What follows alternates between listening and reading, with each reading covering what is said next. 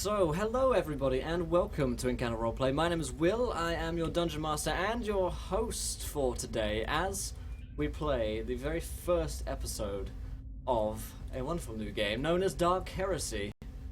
Tattered Fate Season 1, Episode 1. I have with me a wonderful new cast of people to show you. Got their faces in fairly well actually, despite not having everyone around. So let's introduce Skagef first, seeing as your face is most bearded and of course best in shot. So how are you, Skagef?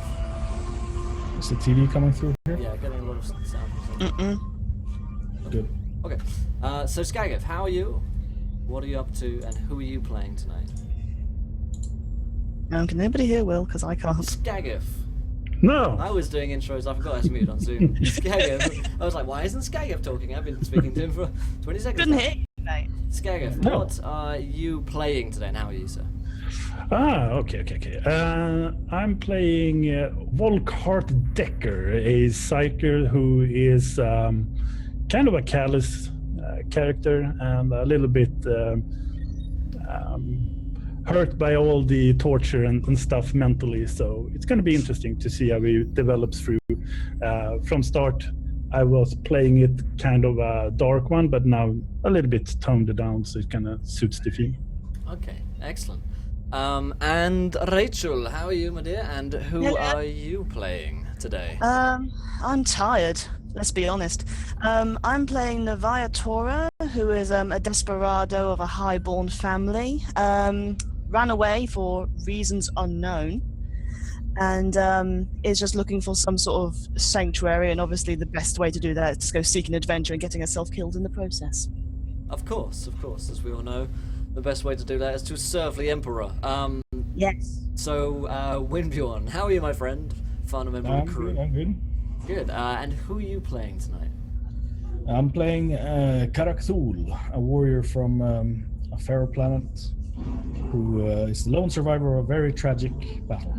Yes, and he carries a shield as a memento from that battle, which we'll get more into in a bit. What's up, Nixopunk? I think it's starting a Dark Heresy campaign here to observe and learn more. Nick, welcome. I hope you can learn something from us, how not to do it perhaps, or how to kill all of the PCs in episode 1. So, we shall begin with a kind of an introduction, and we have our characters, and of course I am playing the Dungeon Master and all the other NPCs. So you guys are part of the Ordo Hereticus, which are a group of Inquisitors specifically interested in the death of all heretics, those who turn to chaos, those who give in to their darkest desires and are corrupted by the evil gods of chaos, who fail to serve the Emperor and to please the Emperor, as we so wish them to, which means that you have to purge them with fire and death. That's the only way to do it. As we all know, fire and death is the most effective way of getting rid of any heretics around the place. And so we're going to get into a bit of your backstories, about just some vignettes about how you guys started in the Ordo, and how you joined up with Inquisitor Carcallus, who is actually the Inquisitor in charge of your cell of Acolytes. And you are from cell number 325, Thanatos Cell. There have been 324 before you, or maybe they're still alive, you've no idea. The Inquisitor is completely kind of secretive about this. Your only real contact, or kind of semblance of friend apart from yourselves, is a agent known as Agent Grimm. You're pretty sure that's not his real name. And Grimm is kind of the go-between between you and the Inquisitor.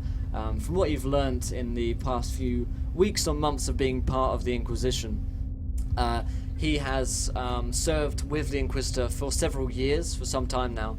And so that's how you would, he's a bit more trusted than you. You guys have yet to prove yourselves. Agent Grimm's at least one or two rungs up the ladder in comparison to you. He's also a comms specialist, and also your kind of main contact. So if you need information, then Grimm is the man to go to, although sometimes it comes at a price because, well, nothing is free in this world, and Grimm has his own motivations as well.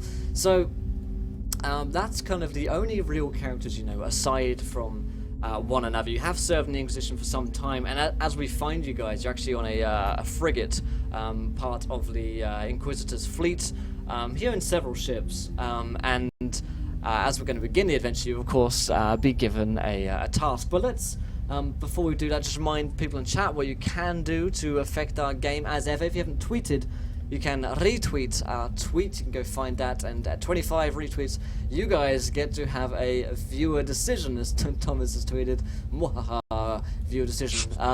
So, see if that can happen. You guys get to decide anything which happens in our game. You can, of course, donate to give the members, the Acolytes, different bonuses or hindrances, such as natural successes or natural fails, critical fails. It can go horribly wrong.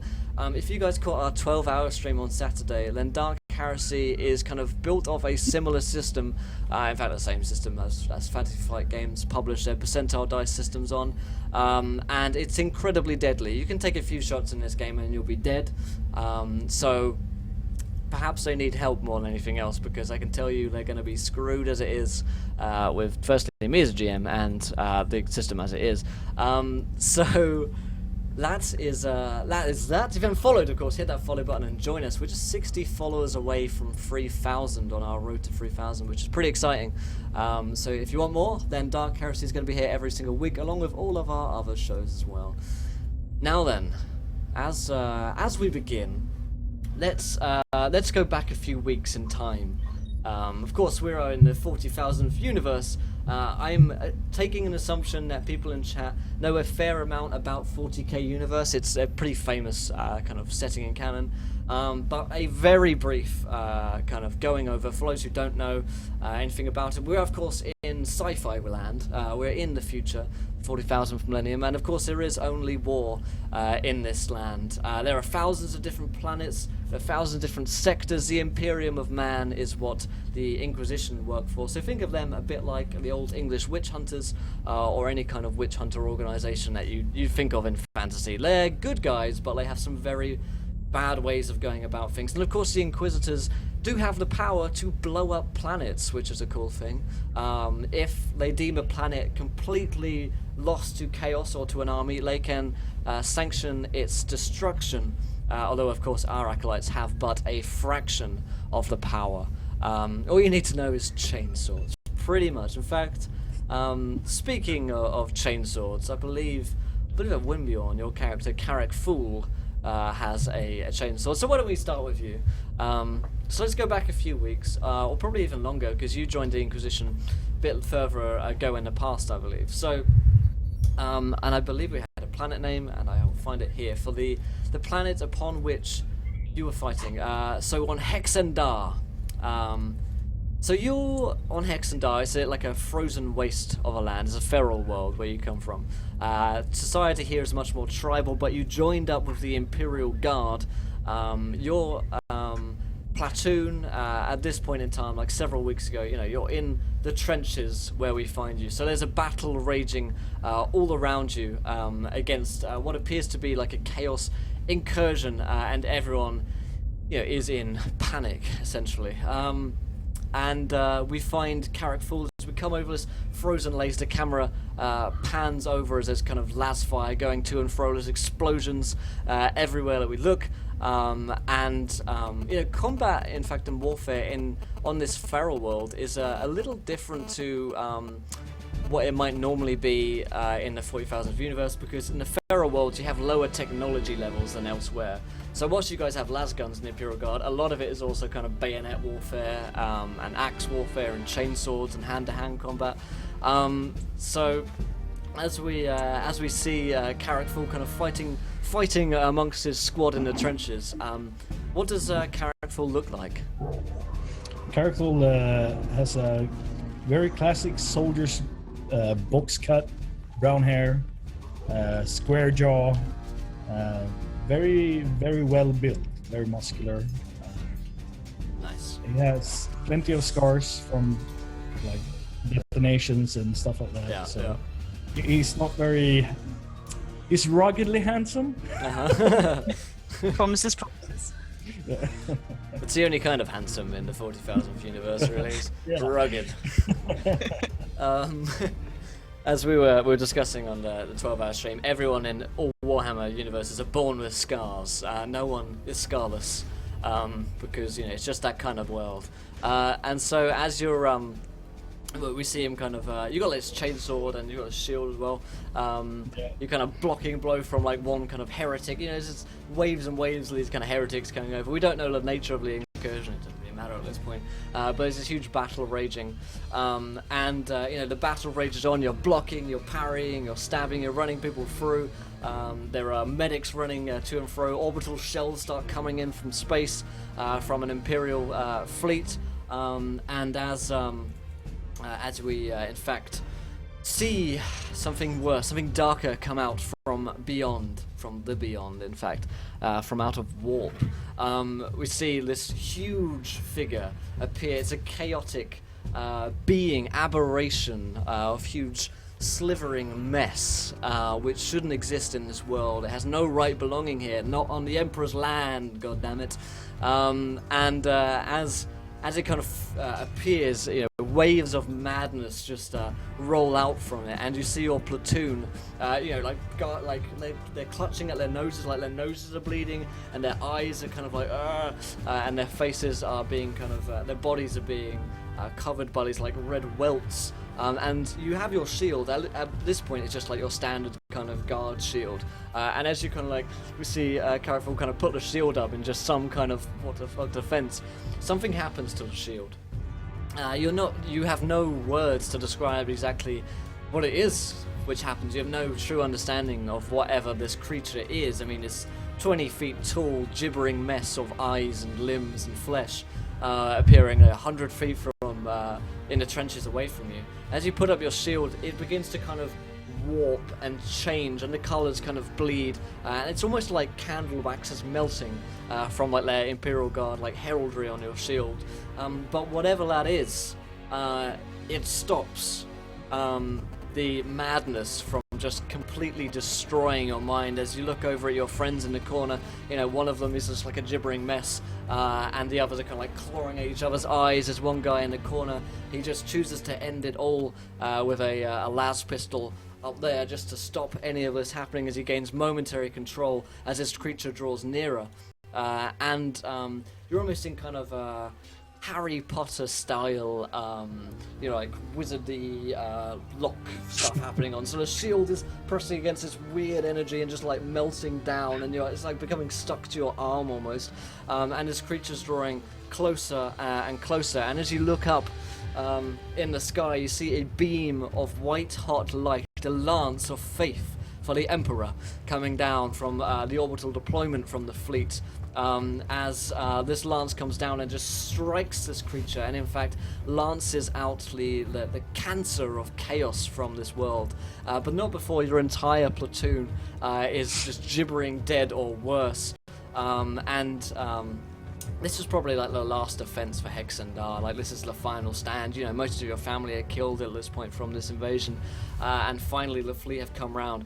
And this kind of lance just disintegrates this creature down into a melted pool of evil mess, essentially.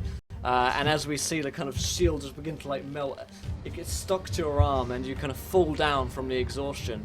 As the fleet land, and more of these kind of drop pods come down, and men come out and start destroying the rest of the invading force, kind of scooping up the scraps of the heretics, and Carrick Fool is left there kind of as the camera kind of pans out, and we see him like alone, on his knees at this point, surrounded by dead troops, his platoon, and a large figure, with a lot of Imperial and Emperor heraldry walking towards him, the Inquisitor. But as that scene happens, we kind of fade out, and the camera zooms something out of the world, out of Hexendar, this frozen waste, and it zooms through the warp. And the warp, of course, being this huge, chaotic storm which you have to go through if you wanted to make any kind of meaningful space travel in the 40,000th universe. It's essentially, if you want to go into hyperspace, you go into the warp, and the warp is this horrible, horrible mess that no one ever wants to go into because it's just awful. There are defenses up for Imperial ships, but they do not always last warp storms, and so we're going through this kind of green cloud of space as kind of madness grows around us, and no one's like looking out the windows of any ships flying around here, and we come out into another planet. This one appears at this distance to be much more well built. It's clearly an Imperial city, no doubt a lot of Adeptus buildings around here, as well as kind of noble buildings as well. It's clearly a bit of a luxury planet, and as the camera zooms in at the millionth times and faster than anyone could move, it's kind of going at warp speed. We go down until it focuses on a young noble girl who appears to be has a big book. It's a tome, and this tome, to our eyes, clearly looks unclean. It's not worthy of the Emperor's justice and holy light, and should clearly be purged from this world. But as we see this young girl kind of take the book, what does and I've forgotten a name. I have a name, yes. Novia Tora. Also, change your names in Roll20 if you haven't already. Novia Tora. What does Novia look like? Okay, yeah. Novia is about just short of 6 foot, very slim. She has sort of like long black hair with purple highlights, all like in a ponytail to one side. Bright green eyes. And she looks like she's got scars and everything. She's got a nasty scar that goes from like there down across the bridge of her nose to the other side. Would you say she's ruggedly handsome? Ruggedly beautiful, don't mind. Okay. Alright. But yeah, she's obviously she's seen a bit of action in the past, whether it was approved by her family or not. Okay, yeah. So yeah, clearly wearing some like fairly nice kind of robes or kind of outfit at this point, much more highborn than you might than we've seen from Carrickfall. As she gets this book, we see handing it off to this book to another figure, kind of cloaked, fairly mysterious figure, who hands over some creds in exchange, on his like data slate, passes off creds, kind of, because it's sci-fi. You can like swipe creds from one side onto your data slate, and they just suddenly appear there. And then he like takes the book into a robed pocket somewhere, walks away, and we then kind of zoom back out once again. We travel through the warp. All the way to a ship somewhere far in deep space, in cold space, where nothing really exists, where no one really goes or dares travel. And we see Volkart Decker. Now, what does Volkart look like on this ship? Yeah, he is kind of muscular built. He doesn't have any scars that is visual in his face or neck or so, but I mean, he's ruggedly handsome as well. Yeah, but there are some. Those are not really visible. They're elsewhere. Yeah. He has very short black hair, kind of little bit back slicked, and the eyes are really telling you that he has been through a lot. They are not dead tired nor really completely thrown in the towel yet, but still there are something in them that tells you he has been really pushed to the limit, and there is a small glimmer of wanting to be alive. So it's a special breed for sure. Nice. I can hear you scream. Yeah. No one hears Volkart scream out here as he's on this ship. And as we see the kind of coordinates on the ship, on the data slates of the ship on the hyperdrive stuff, sci-fi words occur, and as we see kind of Volkart piloting the ship, he heads further off, and we see the ship zoom away into the future. No, into into warp. What's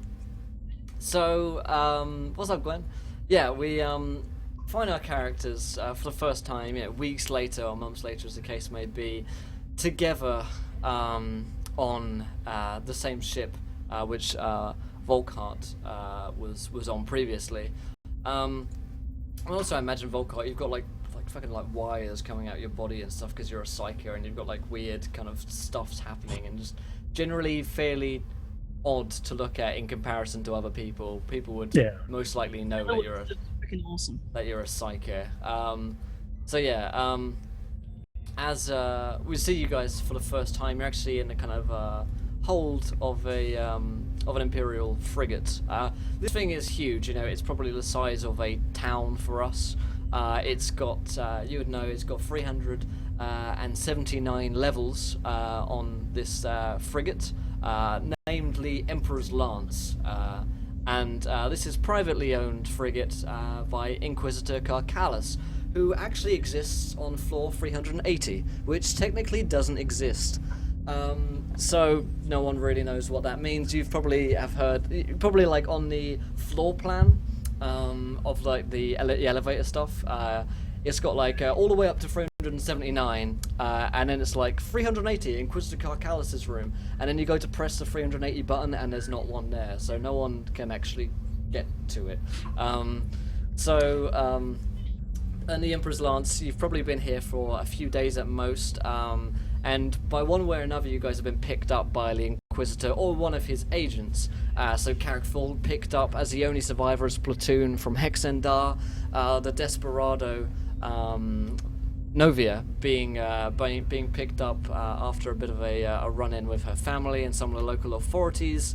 It managed to be picked up and saved from certain rescue, and then kind of from certain death rather, and then press ganged into the Inquisition, because, well, there's no other choice for you really. It's either face jail or you join up with us. And finally, of course, Volkart, being a member, being an Inquisitor means that you've gone through like Inquisitor training. You're part of the Empire, the Imperial fleets, like serving people, I guess. And so the Inquisitor no doubt heard a good word or two about you. And then, of course, he can just do whatever the hell he wants because he's an Inquisitor. And so he's like, I want that man. And then no one in the world can say otherwise. And so we find you guys here. And in fact, this is say the first time that you guys have properly met each other or on a mission. You've probably seen each other around the ship. Maybe you've been part of a different cell. But now you've been joined up into to this one, and you're in the hold. Basically, it's that sort of scene where you guys like strapped in the ship as it's kind of moving through warp space. This part is particularly jumpy and rickety.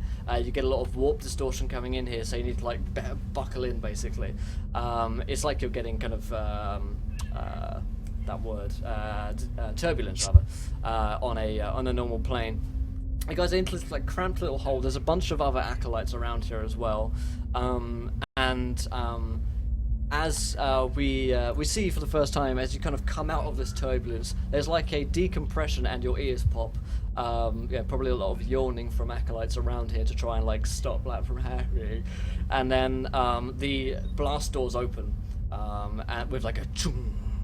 And Agent Grimm steps forward. He's in fact the first time that you've actually met Grimm in person. You've heard him over the comms and over the data slate, but like I say, the ship is absolutely huge, and any other previous run-ins that you've had with him would have been over the comms.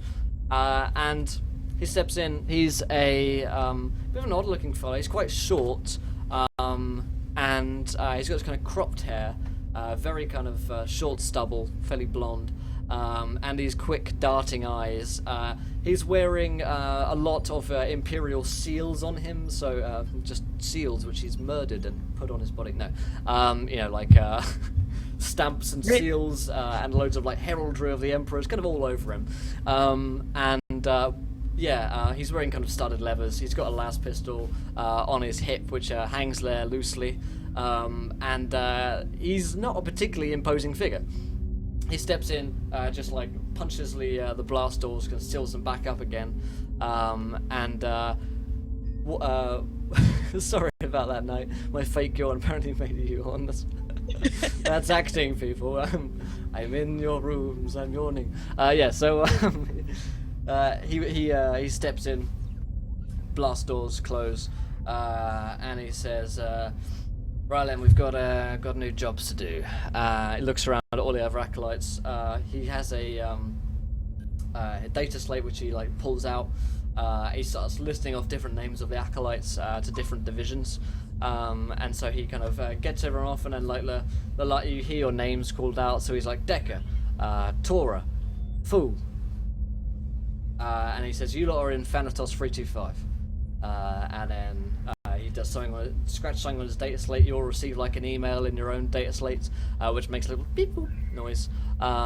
That's the official beep boop of the Emperor, if you're wondering. The Emperor must have called.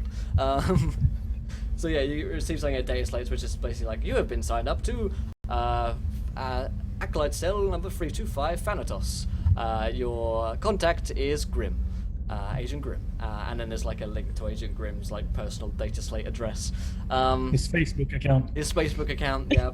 His space Twitter, his spitter. You've also got his space Tumblr, his Spumbler. So yeah, you the sacred beep boop of the Emperor. Yeah, you receive this, and then he's sends a bunch of the other acolytes off. He says 325 with me. Opens up a separate door into a kind of quiet little comms room. There's just like a desk, a circular kind of desk around here, which is like a hollow desk. So it's that very kind of James Bond feel. Data slates can be moved around the table just with a finger. Information gun, you can just pull it in from here and like switch it around and stuff. And he's doing this. He's just like setting up the board essentially, bringing different data slates in. And he says, "Close the door behind you." Imagine one of you kind of like slams the blast doors down there. And he turns to you and says, looking at his own slate again, which one of you's Tora? She doesn't say a word, she just steps forward. Alright then, and then you must be the Psyker, pointing to Volkart. Yeah, that's correct. Alright then, and so that makes you Karak? Fool? Fool. Yes, sir. Alright then. Inquisitor Carcalis has a mission for all of you as part of 325 Thanatos. Says there have been 324 Thanatos cells before you, each of which has failed, died out, or have been changed to different cells when there's only a few members left alive, so don't be too worried about that, but bear in mind the fact that your livelihoods are not really our primary concern. Now, none of you have heard of the planet Quaddis, I assume? No, sir. Looks around at blank faces. Very well. Here's a data slate on Quaddis, and he sends you to a handout on your screens on Roll20. I think I'm showing that to you now. He shows you Quaddis, and I'll in fact show everyone on stream the little handout there. You guys see that all right? Yep. All right. Jolly good. So he sends that to you. And let me just show this for people on screen. Oops. Bring that down there. So yeah, he shows you this log here, number 3663, of course. He's got many data slates around. And so he shows this to you, and I'll read out. It says, planetary data unknown, estimated 5 million. Tithe grade colonial exemption, so it's not thriving. Climates, abundant flora, only one major settlement. Zykarth, the center of governance. The planetary governor, they don't have one. The last regent was Thaddeus Harlock. The adept presence is minor. No doubt due to its history, Quaddis is not considered a full part of the Imperium of Man, which is pretty odd. You guys probably wouldn't be familiar with that being on many other planets that you've known. Trade, none. Quaddis has nothing to trade and no industry. It's a luxury planet, which means that the people on it are so rich that they don't have to do anything with their lives ever to make any kind of money. Their riches and their influence just begoes riches and influence, essentially, which means that, you know, because they just have so much land, they probably own several planets, they just gain income from just owning stuff and just existing. So it's a bit like they're the queen or something. They don't need to do really anything. And so Grim explains all of this, and he says, this is where we're all going now. There has been some interest by the Inquisitor, some minor interest, I'll be honest. It's most likely there is nothing here whatsoever of any great import, but we did receive some interesting logs a few months ago about there potentially being a cult on Quaddis. And obviously, as part of the Order Hereticus, we have to look into any and all leads. But like I say, it's not most important because, well, you're the 325th cell that's being sent out. So, I am in fact going to be spending some time on Quaddis myself. I am going to be in undercover. I'm going to be part of the governance in the Adeptus, and well, I'll be looking into anything and all I can whilst I'm on Quaddis, so you can ask me any questions, but only during the day. Never contact me during the night, because that's when I work. It's strange on Quaddis.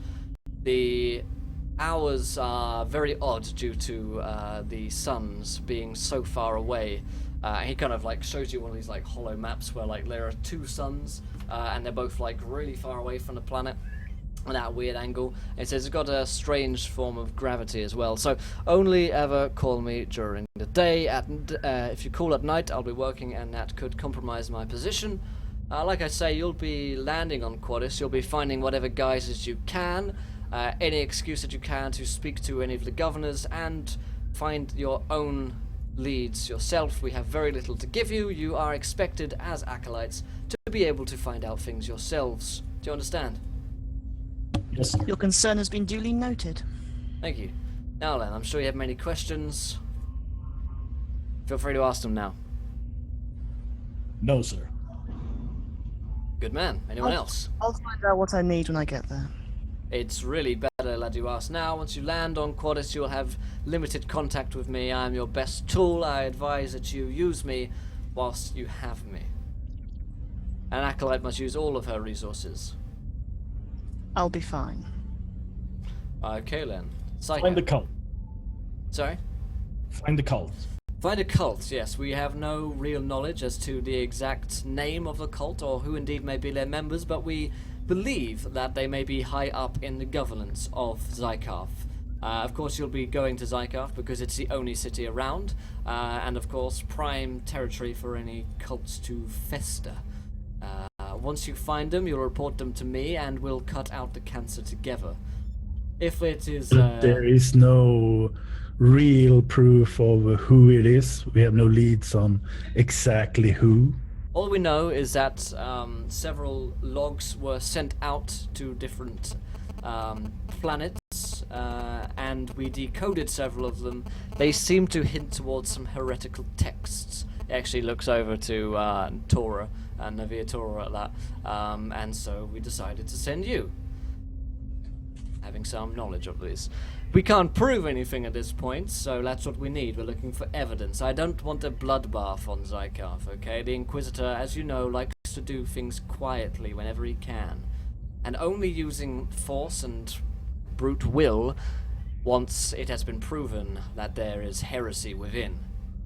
It would be far better for you to not make yourselves too known or to go under a guise, because if you walk in, say, we're from the Inquisition, well, folks start to stop talking when that starts to happen.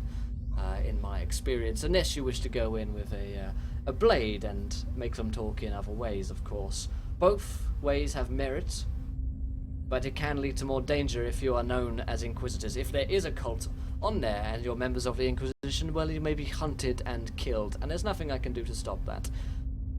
They have considerable forces on Zykarth, and so having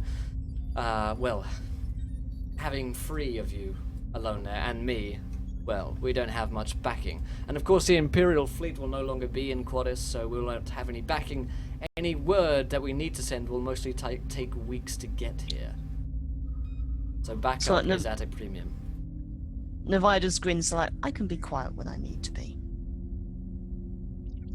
That is I good. can't vouch for the other two. Well. And is there any identities that we are supposed to have? Like I say, this is part of your test.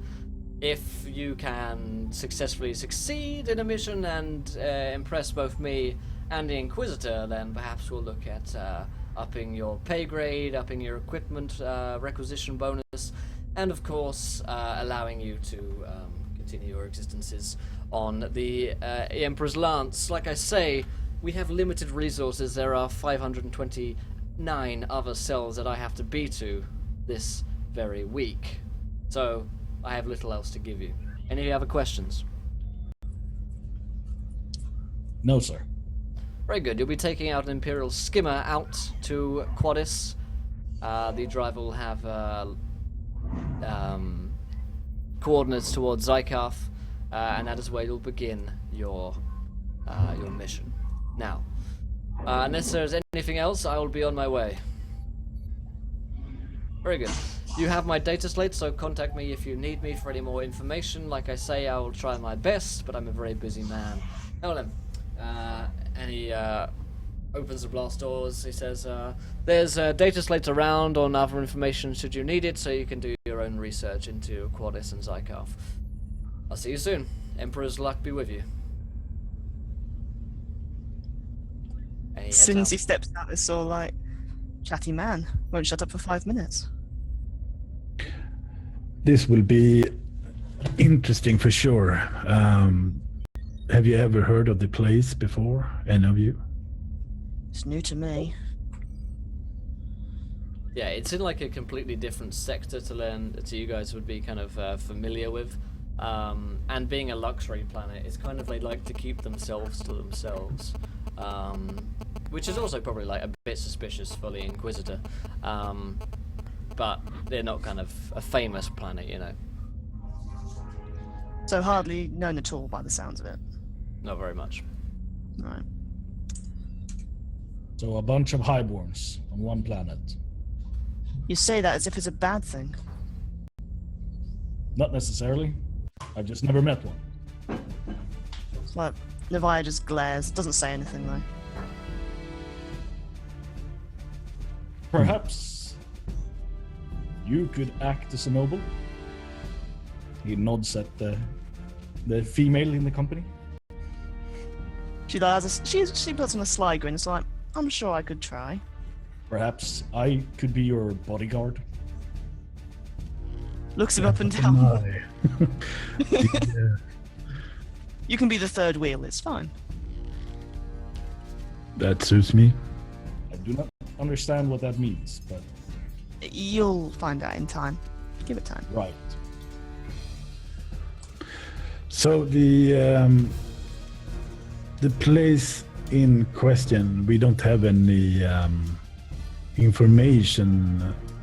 A lot of unknown if we're looking at the data slate. So I would suggest that we just go there and take it as we come. Yep. Let's get the Imperial skipper. We'll go. Skimmer. I know what I'm trying to say. Yeah. So, yeah, you can head off to the kind of one of the many landing bays within the Emperor's Lance. You'd find your one. It's a old, rickety-looking, broken-down little skimmer, which looks like it'd probably survive a journey through the warp, maybe. you're not entirely certain. I mean, probably the one most familiar with ships would be Volkart, having spent a lot of time on Imperial ships. This one's an old model. It's clearly kind of like no longer like got supported platform sort of thing. So it's like its OS is out of date. It's basically running Vista. It's held together with paper clips. Yeah. Yeah, it's got a few paper clips around there to keep it together. The old Vista. Yeah, yeah. And it looks like a bit like one of the rebel ships from Star Wars, really. Much worse quality, battered. It needs a lick of paint. It once had a name, but the name on it probably had something to do with Emperor. But then from then, it's been like the paint has just been worn off, so you can't really tell exactly what this thing was called. It's just got like a serial number essentially. Yeah. So Decker, when we are kind of approaching it, puts his hand on the side of it and kind of sigh a little bit and goes, "Oh, I didn't believe there were ships left of these sort." Should be in the trash heap. I don't trust this thing. It will spit you out in the war for sure. Thanks. And kind of walks up to the side doors and make it open, but eventually a little, I don't know how many times he needs to push the key to sound comes out.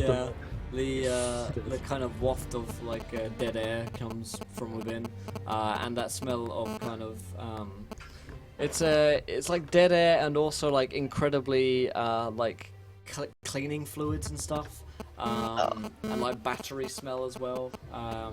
As you kind of step into this old junker. Yeah, Nevaya's not feeling comfortable right now. Yeah, it's like cramped enough for 2 people, and like doable, just barely doable to get in 3 people in this thing, with a pilot and then 2 people just kind of like strapped in with very little leg room and like a little a kind of small little chest to put any equipment and stuff in. And you look around and like the kind of wires from here, like there are several loose wires. As you're looking around, like, should there be loose wires on a ship? Like, is that a thing, or is that did they used to do that, or is it style, or generally everything in here is like 10 years old, which is like technology-wise is like huge, especially at like the rate technology is advancing these days. So, who's going in the kind of the pilot seat, I guess? Oh dear. I was going to double check to see if I'm actually trained with this sort of thing. Hold on. Is anyone kind of... I don't know if anyone are particularly trained. I mean, you'd have like basic understanding of how these things work, in theory at least. Would this count as Aeronautica by any chance? Let's have a look on your sheet. I think it's under the operate... I can operate Aeronautica and Surface. Yeah, Aeronautica would work. Yep. Yeah, there you go. I'll be the pilot. I might get more leg room if nothing else. True. There's like a console, and the data slate OS is like out of date, so it doesn't like connect with your one. So you have a bit of trouble getting it started. You have to go into like compatibility mode to get it working. It's a bit of a nightmare. You get Windows 95 error messages. Bing. Yep. And you kind of switch this thing on, and as a blue kind of neon holo display comes up with the coordinates already punched in as Grim said it would. So it knows where it's going. It does have an autopilot feature. You're not sure whether to trust it or not, but it's certainly there. And no, I wouldn't.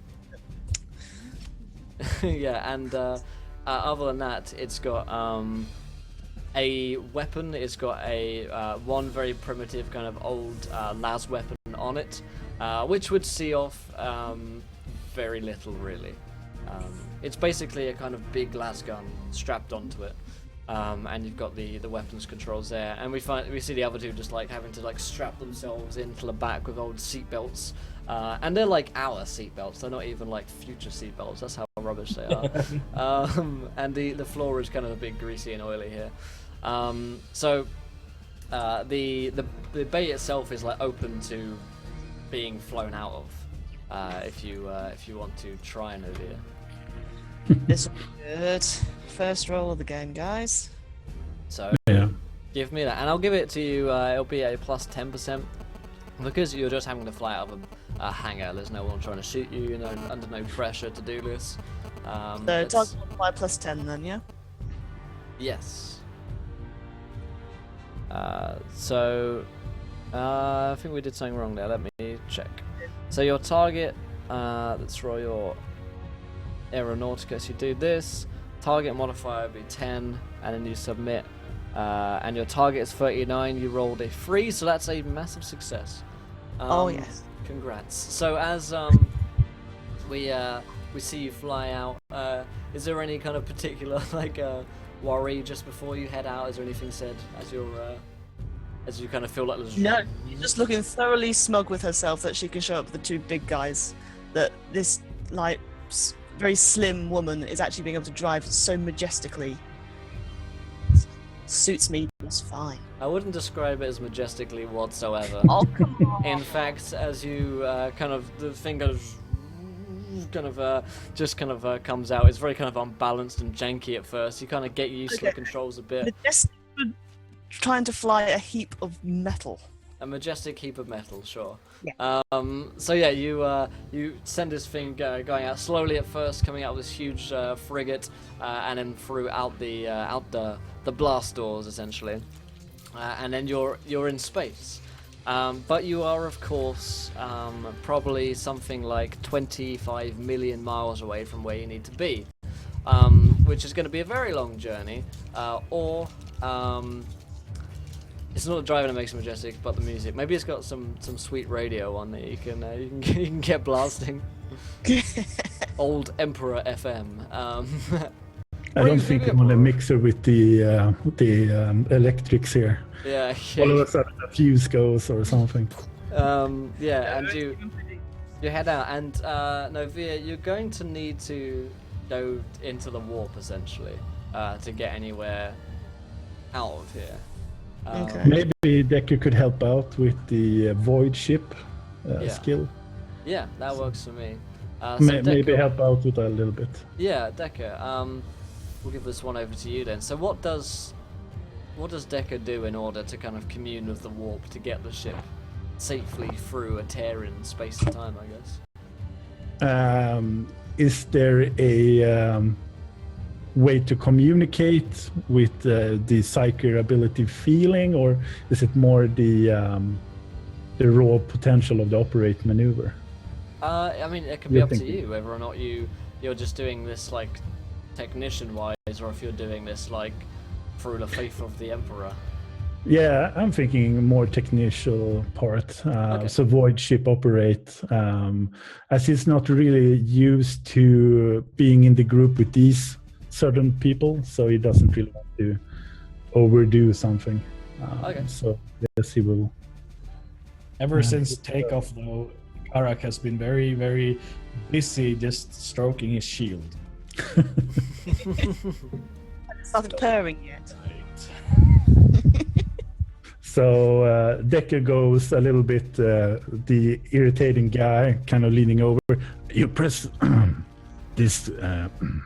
Slap his hand up. Pressing a couple of keys. Backseat driver. Yep. Where's the guy? No, I just go step away from the controls. What target modifier do we use? I give you plus 10 for this one as well, because again, it's pretty easy in terms of stress that you're under. So you rolled a 94, which isn't very good. This is Whatsoever. what you get for backseat driving. Yeah, I know. Yeah. What's up, Travis? So yeah, you attempt to kind of like mess around with the controls because you're more familiar with this than anyone else. You know what you're doing here, but you press a few buttons which are not the correct ones, and the kind of warp jump into space, while it is successful, and as we see the ship just kind of like begin to like go, way faster. It goes at like the speed at which it can tear through time and space, and as everything around you begins to turn into like green mist and kind of this green storm all around you. And yeah, you see that as this happens, something kind of goes wrong. Something malfunctions with the ship itself. It doesn't look like it's surviving very well the warp travel, perhaps because you pressed the wrong buttons. You haven't got like the shields up properly or something like that. So could Piece of junk. Rachel, could you roll me a D100 as we encounter a peril of the warp, a warp malfunction? I would say with pleasure. 50. Right bang smack middle. Okay. These are already fun. So let's see. The D10,000 all over again. Oh my god. So yeah, these are really fun. So basically, once you're going through the warp, it's such a like terrible, maddening place that anything can really happen whilst you're there. As you kind of behold the madness which is the warp.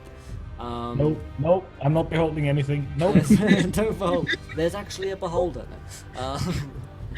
You spot where actually you feel your like feet are kind of wet.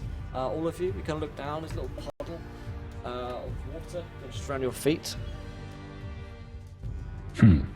Which is bad. I did not wet myself. Hopefully not this big. That's what happens when you press buttons. I told you, no touching the buttons. Okay? Piece of junk. When you press the button, it gets wet. Apparently one of the buttons does that. Just let me drive. Okay? You need to go into No, I don't. the third button. The third. No. You go as far away as you can in this tiny little piece of junk. I can stand like here and here. Which way is further away? Here. Stay there. Hands to yourself. They cross-wired in buttons to button number 2. Do you want to keep your hands? She's like Yeah, reaches. She's like reaches behind to where she might possibly have a weapon that they don't know about yet. All right. Number 2. So the water is just about at your boots at this point. Oh, is it rising? It seems to be rising. So Still bucketing the water out of the ship, can we? Okay. This is very bad news. but If you it's, die, if something goes wrong in warp space or warp time, it people get lost out in the warp forever. It's a bit like a limbo world where you'd be stuck for all eternity, going completely insane. Ships are lost to the warp sometimes, and then they're found like 10,000 years later, and then they're like, oh yeah, that's where that ship was. It was in the warp the whole time. And there are some terrible stories about things that can go wrong in the warp. the old Andromeda series. Exactly, yeah. Horizon, anyone? So let's start pressing number 2. Oh, goodness. If this goes wrong, I'm chopping your hand off. What are you guys doing up there? Nothing. Well, if you've got any better ideas, we'd like to hear them. Stop peeing.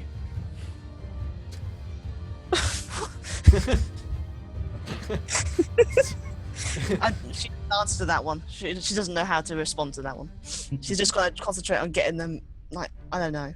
Just carry on driving while she lets the other two try and sort this one out. Okay, so you guys And are... Decker starts to, with the limited space he has, kind of see if there is any breach of the hull, if there is any where it kind of leaks in a little bit of the liquid or anything. Okay. While Novia is operating the controls. Alright then. Alright, Gwen. Kill the navigator is obviously amusing. Well, it did happen when...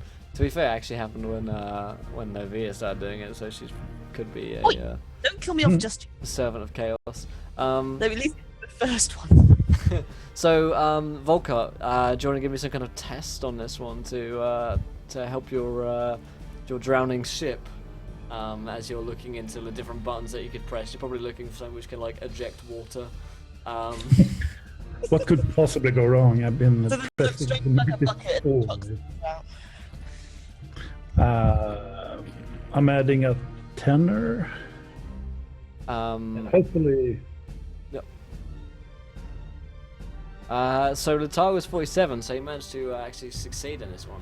So Yeah. as we see Volkart just mashing buttons, trying to find out which one is the like get rid of water button, and you basically you find it, you go slam it down. But this thing's pretty primitive. It's not really a proper filtration system which it has on board. It actually just opens a window somewhere off. The water is immediately being sucked out of it. But so is Volkart at this point. So we see him like, because I'm imagining our friend Carrick Fool is like strapped in at this point.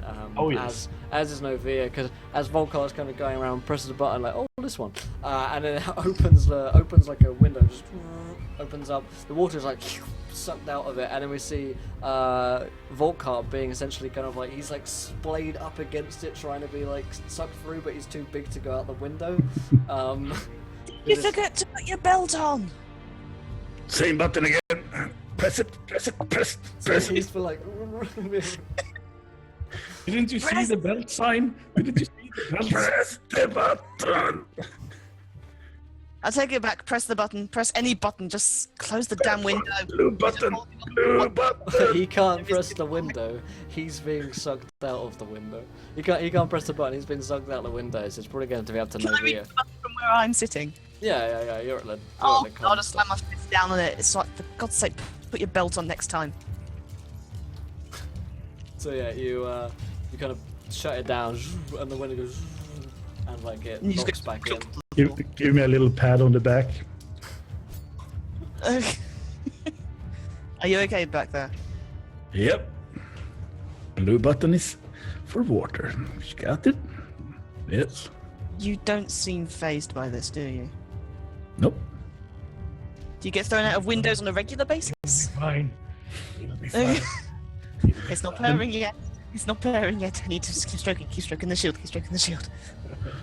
And Decker is, I'm betting it's a couple of seats or some seats you can strap on to. Or is it just a free seater? There are 3 seats in here. I mean, like I say, it's got barely any space. So he takes the vacant seat and I guess this seat is mine. And he clunks it in.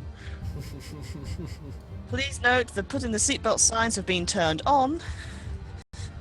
Looks around. Nope. Wait this out. It should have like you know on planes where it's a like light where it's like belt and it's got like the light where it says you have to be like belted in. Like this thing's it doesn't have that. It just doesn't have No, that. and even if it does, the light bulb is broken beyond belief. Yeah. Actually, yeah, Yep. the fuse has been. It's out. It's out. So if you like pressing around with buttons, you can try and fix that. Just don't cut any cables that might kill us. There's only one trigger that's interesting. That's the one on my chainsword. Okay, you can experiment with that when we land. Not on. No. Oh, with a hedge trimmer. Nice. These cables are annoying. I'm gonna cut them out. No. I am not going to tie you both down to your chairs. I'm trying to fly this freaking thing. Ooh, I'd like to see you try. Don't tempt me. You might not have any limbs by the end of it.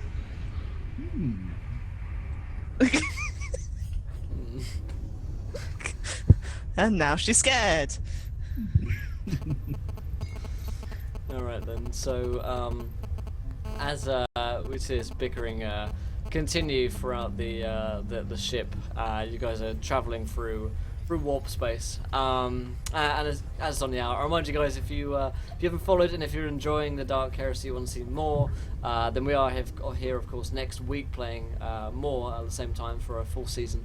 So do hit that follow button and join us if you're enjoying. If you want to see more, hit out that retweet button if you wish to change our game in any way. Of course, you can donate to mix up things, give them some perils of the warp, no doubt. And throw terrible chaotic things at them. So yeah, you guys are going to be traveling through warp space for some time. I mean, it's not the kind of instant travel which going through like light space might be. You're going to have to be through here for probably most likely a couple of days. So let's go around. I mean, what are you guys getting up to whilst you're on this cramped ship? Probably going a bit stir crazy. So what is Volkart doing in his 2 days of spare time, I guess? Yeah, I believe that the mindset of Volkart have been slightly so erased and tortured throughout the years. So at times he kind of slumbers into a small kind of mindset where he kind of talks to different in his head voices. So he hears a couple of people in this void and kind of answer something that is not being heard by the rest of them. So would we actually hear you like talking to these voices in your head? yeah, more a mumbling voice than rather really outspoken words. I know someone that's really annoyed at you then. What? What are you saying? Speak out, man. And So, no- maybe if Carrick has been a little bit abrasive and kind of shook around the seat a little bit, he wakes up and goes, "Yeah, of course," and picks up his little slate and kind of writes down something. I knew it.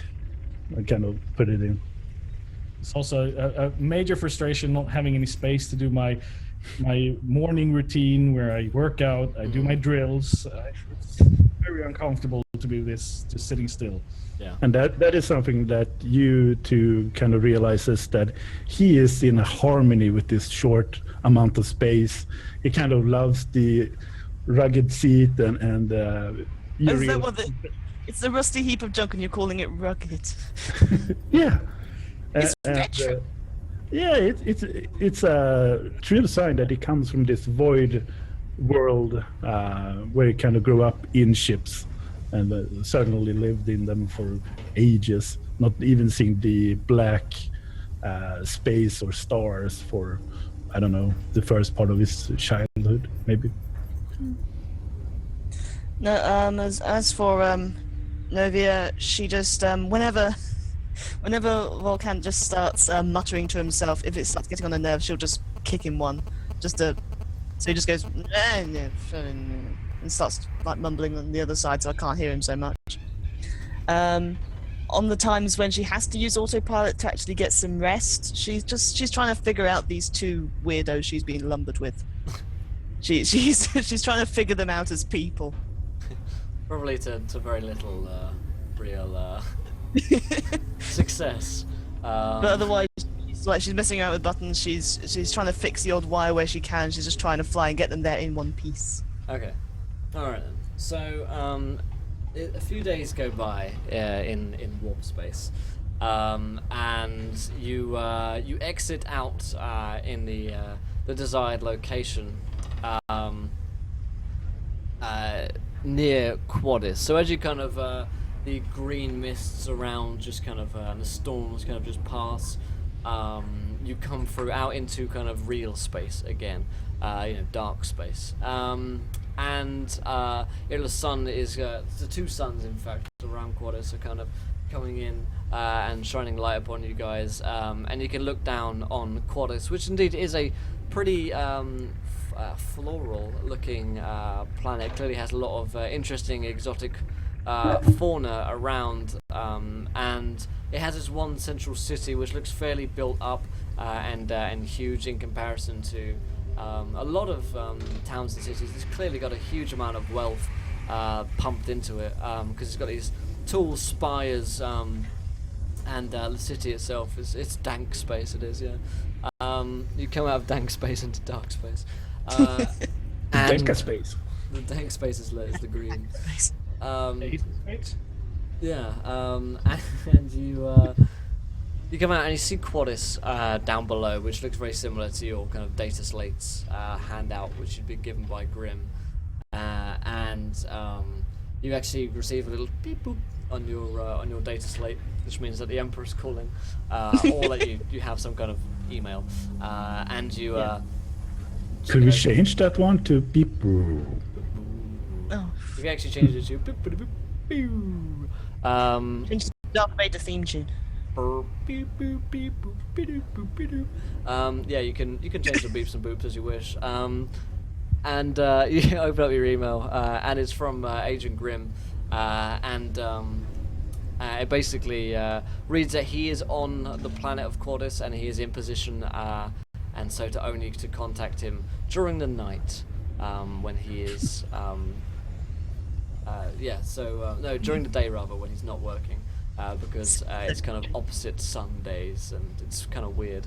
And so yeah, he says that he's working in the Imperial Governor's offices, and can be contacted on this number, essentially, from your compads. And other than that, you see the planet down before you. I make So- sure when we crash. Yep. Prepared. Not while I'm piloting, you're not going to crash. As long as Yeah. nobody presses any more buttons. Let's see about that. No. So, Navi, are you No. bringing the ship into? I into will the- bring it into an elegant landing that is so gentle they won't even know. Okay, so as you start coming in, you receive a beep boop on your and so kind of repeating a beep boop. It's like you're being called, like beep boop, beep boop, beep boop, on the ship's comms. Alright, I'll press a few buttons, bring up the message on the comm system. Yeah, and it's like, hello there. Who are you? Are you requesting landing information on Quaddis? Please You identify wanna- yourselves. Do you want one of you guys want to take this, or shall I? Just taps the shoulder and gives the thumb up. Great. You got this. We're Repeat, emissaries. please identify yourselves. We're emissaries, we're coming to do some research. We'll only be here for 2 days. Who are you emissaries of? My No one imagination. expects the Spanish Inquisition. Yeah, we're the On behalf of the Deca Infiltration Society. Deca Infiltration Society. That sounds odd. What's that about? What's the nature of your visit? We'll tell you when we land. Negative. You'll have to tell us before you land. Secret society. It's for your own benefit, trust me. You're gonna have to roll me like a charm on this one, because the guy does not seem convinced by this very shaky excuse to land on a planet. We're part of a secret society of infiltrators. It's really cool.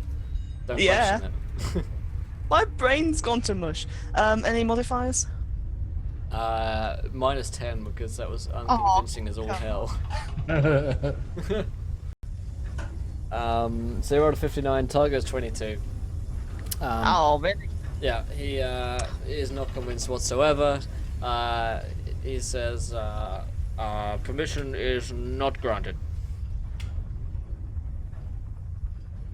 You two got any bright ideas? There is no information on any Deca Infiltration Society on our logs. See, Deca, I thought you were famous. We'd get away with that. Famous. I guess we have to land outside and walk in or something. Walk in. Yep. I guess they have taken the ship's serial number, so yeah, we can't use this one. Yeah, okay, we'll have to do that then. And I'll sort of like pilot outside So like the landing zone, which they've got marked out, sort of thing, outside the city, Okay. so we can actually walk. So yeah, you head down. Should have put the ice cream track music on. Yeah, everyone loves space cream. It's very true, Kaki. It's a rookie mistake from the Acolytes, really. It's a favourite of the Emperor's. Oh, sorry. So yeah, you guys land the ship. In fact, roll me another Aeronautica. Again, at +10. This one. Nice. Nice. This time I'm strapped in. Yeah, make sure you're all strapped in this time. She opens the door and you'll fly out. So that's a 64 target for 89. So yeah, you bring the ship and land in this kind of dense jungle, essentially. This kind of jungle part of the planet, well outside of the city of Zykarth itself.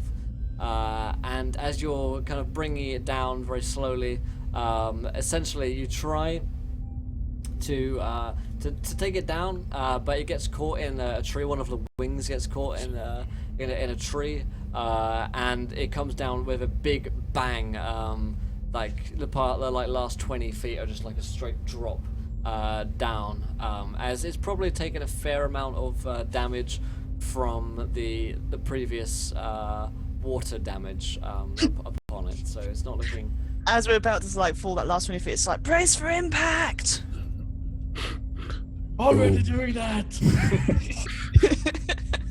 Tarek has done that already. The whole trip. All the time we were descending. I knew this was Thank gonna you for your votes of confidence. So you come down and you realize that like there's a red kind of flash on the ship's like comms on like its hollow pad, where it's like left wing severely damaged. Please fix wing. It's a light ship. I would good say that that's not good. She just she turns around, goes like, "Okay, you're good with buttons. Is there a button to fix the left wing?" It's called mechanics, and we don't have any. Right.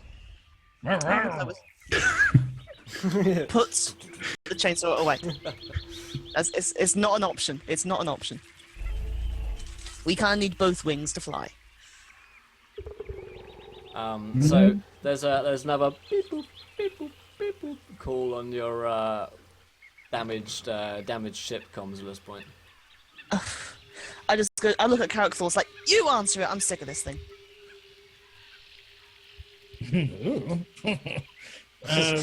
Which button? She points to like a small little red Not that one. Not that. It's marked auto sequence initiate. Yeah. I'll just press whatever button she points at. Auto-destructing in 5. No.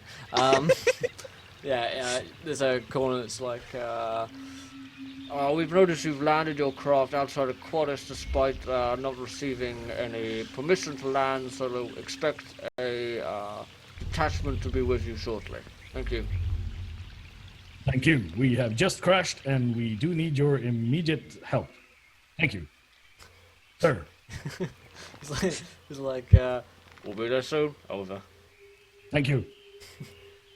So yeah. It's all very polite conversation.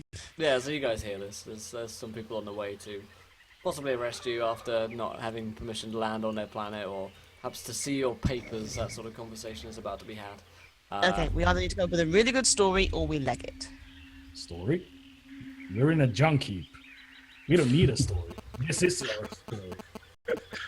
So just say the autopilot just crash landed us. We've got to say who we are. Yes, you're a noble. I'm your bodyguard, and that's your counselor. I need a counselor. Yeah, with you too, I can justify that one. Okay. And maybe you are looking for, I don't know, a place to maybe buy in, a place to live. Maybe want a portion of housing. Or maybe you're here to check their security. Yes. You want Okay. to maybe develop something here and need to see the security. That's why you tried the weird thing about infiltration society thing. So Right. they're saying this, and Novi's just looking back and forth like a tennis match. So as they both sacrifice one after the other.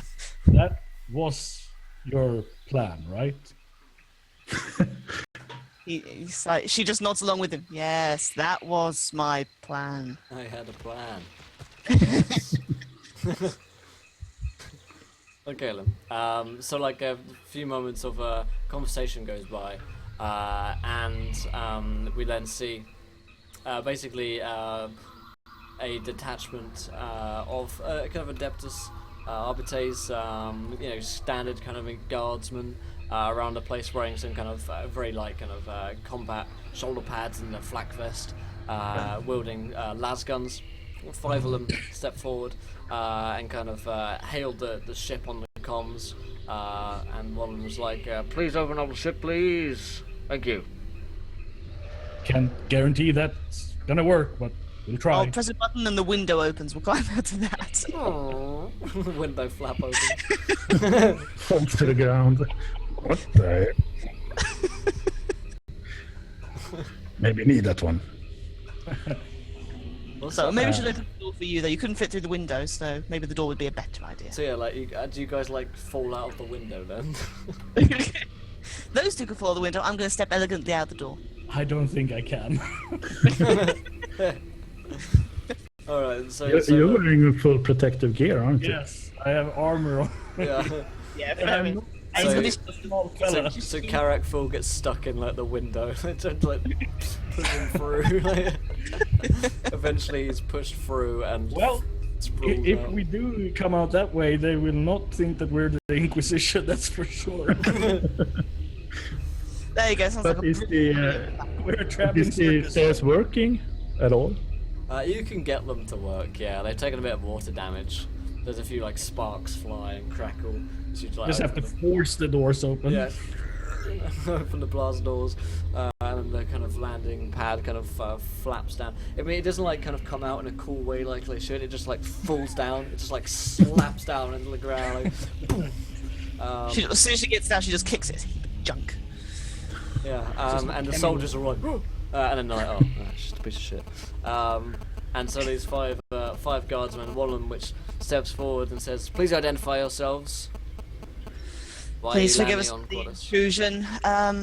I am Sinai Scarus. I've come here to look into some property.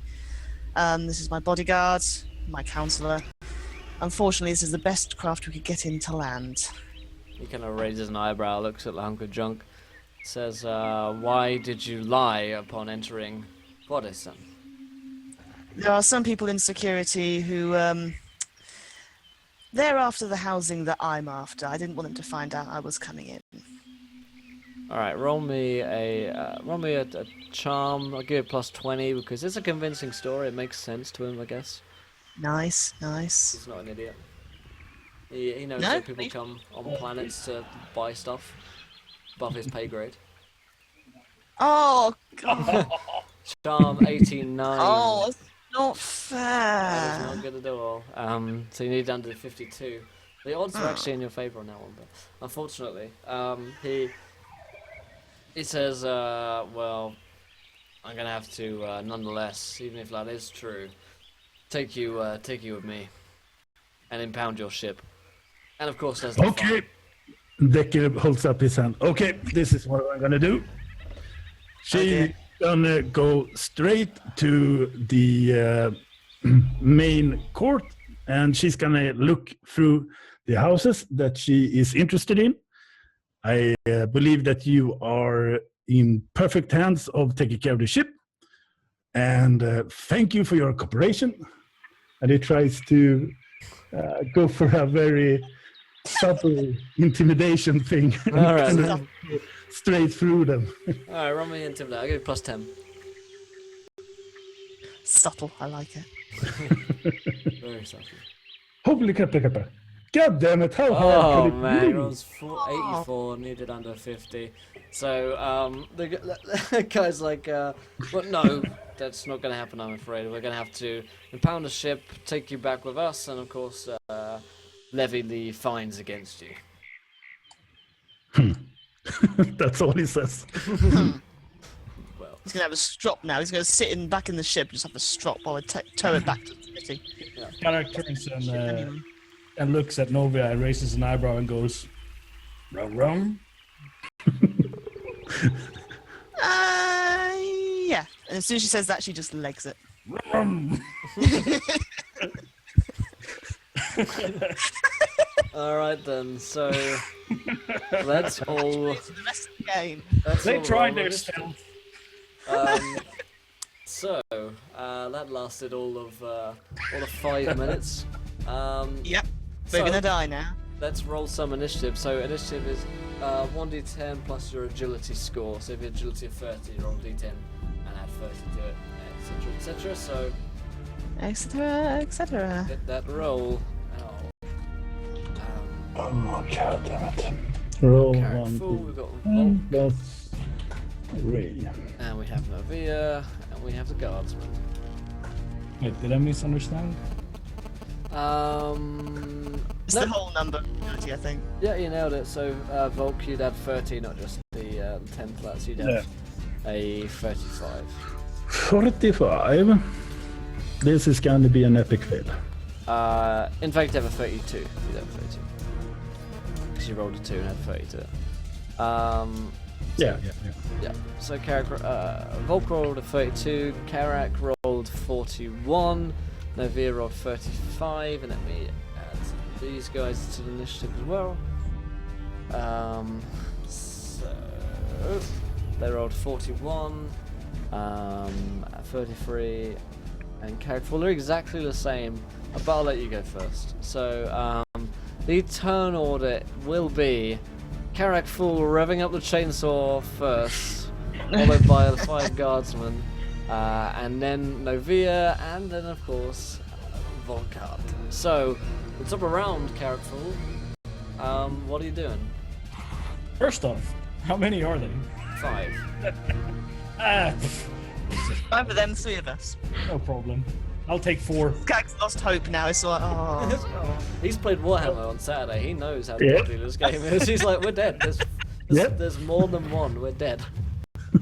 Whatever is closest. What's that, sorry? Whatever is closest. Alright, so the guy who stepped forward to talk to you, I guess. Actually, it's even better. Whatever I can reach, like I want to charge through them. Shield first, just charge forward. Make sure that they turn towards me. You know, because if I go past them, hopefully they'll turn their backs on the other 2. Okay. Makes sense. So whoever's in the back. Alright, so you're gonna bull rush through to the guy in the back. Yeah. Alright then. So roll me an attack against that guy, Lindsay, pushing past him. Right. Okay. So It's first actually attack improved roll. the tactics, good. Where is my attack thing? There it is. Do I just roll the damage or the hit? Roll a hit first and then roll the damage. Skipped it to hit, just damage. As you're charging, you get plus 10%. So, 10. Just hang on that. Oh no. And it starts. Target's 41, get to 66. So, yeah, you go into charge, bull rush this guy, swing, and just as you bring down your chainsaw down his head, he gets his combat sword out and manages to block it just in time and match you with strength there. So, Is there a chance after the chop that I sort of take a sidestep just so I make sure I don't have my back towards everyone? Sure. You take a little cheeky little side step away. So that takes it to these guys' turn. There are 5 of them, and they don't look too happy with the fact that there's a man just decided to charge them. This means that they get to roll some attacks, which is always fun. Against Karak Fool, the guy is going to try and hit you. In fact, he's a shock maul, and so basically it's like a stun maul on him, which is going to attack you with. So let's see what he can do. He rolled 58, so not good enough. He attempts to kind of bring it down, but you manage to block it before he can fully kind of stun you with this thing. What's up, Kayla? So that's his turn, but there are 4 others still wishing to shoot upon you, and so they're going to. And let's go for some attacks. So Novia is going to be shot for a 2, which is a hit. I don't know. Do you have dodge blow? Or dodge? No. Don't think so. Hold on. Because you have to have dodge to be able to dodge, by the way. Just so you know. I know dodge. You know dodge. I know dodge. You know dodge. Who You needs it? know dodge. Right, then you can use it. So you can roll an agility test here. See if you can dodge out the way of the bullet. So what? Dodge or agility? What? Which one? What? Click dodge. Oh, It is on dodge agility. with agility. Yes. Yeah. Yes. It's all connected. Target modifier. It all makes sense. Straight on. Right, you are. Oh, 36, target 29. It's not a success, dice are unfortunately. not in our favour. You can only dodge once a turn, so you dodge out of the way of this guy. He is going to hit you, and we'll get into the damage here. I So- die instantly. Roll new character. Yep, works for me. You take 5 damage, and that means that you take 5, you minus away your toughness bonus, so if you have a toughness of 3 or toughness bonus, sorry, if you have toughness of 30, you have a toughness bonus of 3, and so on. So you minus that, and then you minus any armor as well. So that's -3 for my toughness. So that's down to 2. Mhm. And And armor? any particular part that it's hitting me? Hit you in your inner chest, in the body. I have an armor of 2. Alright then, so you actually soak up all of the damage because you rolled really badly. So you get shot by the lasgun, it goes into you, but you're not actually taken down or really taken aback Just by stumbles this. back and it's like a scorch mark on her chest now. Yeah. So Carrick Fool is going to be shot. No, he's not. Well, we'll see. No, he's No, he's not. He's No, not. no. So it goes wide. He's probably nervous at shooting at his friend. The other 2 go towards Volkart for a 12. Hey, wait a minute. That's me. That's you. You take a 12 and a 27, which are actually both hits. No. My plan failed. Yeah. My should've- mind trick went Run. Said something about their mothers as I charged. Damn it. Forgot that tiny detail. Volk, you take 8 damage and then Holy you take pepper. 13 damage. Ow. And, that means because he rolled a 10, he's going to roll more. Because you roll 10, you roll max damage, then it's Emperor's and you double. You don't double, in fact, you roll again, so he rolls another d10. Oh, for goodness sake. He rolled another 10, which means he rolls again. Another 10. He rolled 5. So, okay, so you take 8 damage, and then you take Take a humongous 26, damage. 31. So you take in total 39 damage in one turn. But to be fair, that damage is just going down to 0, right? Yeah. So it doesn't really matter. So yeah, the thing with the system is once you go down to 0 on one attack, you stay at 0, and then the next attack after that is likely to kill you. I do have my flak armor and everything, but still, that is way too much. Yeah. That's I have like 5 in soaking the damage, but I mean, Yeah, so you so basically you like this guy just shoots you straight in the chest, like full force, and you are knocked down. As I thank someone's the adventure, but for some reason my thing is wrong. Someone followed. Thanks so much for following. It's behind the overlay. My bad, dude. My bad. Thanks so much to Macro Ace for following. Welcome, my friend, to the adventure. You are a gentleman and a scholar, so thank you so much for joining us. You're just hit full force by this lasgun. Go down on your knees, and you're basically at 0, which means attacks after this are very likely to maim or kill you, but you are Yeah. alive and able to function at this point. Only halfway through. So that takes it to one other go. No, that was both of them, wasn't it? Okay. So that's Novia's turn. Right. That was unexpected. This is what happens when you press buttons. You get into fights and you get into all sorts of trouble. Or when you can't land things. Shut up. Vroom, vroom, all I say. Okay, how far am I away from these guys? You're like 20 feet away. Okay. Seeing that one of my compatriots has taken quite a beating, I'll just charge straight in with my chainsword and just charge through to the nearest guy and just I'll try and dissect him. All right with my then. chain. See if you can. Give me that roll. Does I I know. just stood still. They're I shooting need at hits me. first. That would be useful. Yeah, you need to roll your weapon skill first. Get 66, target 26. Not a hit, unfortunately. Don't. What? Go into Target s- is horrible, harsh. I'm gonna in go a sulk in the corner. go in a swing at this guy. Nothing happens. So you can do nothing else. So you can move and then attack. So use 2 half actions. Now that you're in combat, you can do 2 attacks. You can use 2 half actions to attack. So that was Novia's turn. It's Volkard's turn. You're on. Yeah, thank you for the overlay. There you go. Anytime. So Volkart will slowly, I'm imagining him kind of laying out on the stairway a little bit up into the ship, kind of a little bit baffled about what happened. Naturally. Pulling up his Yeah.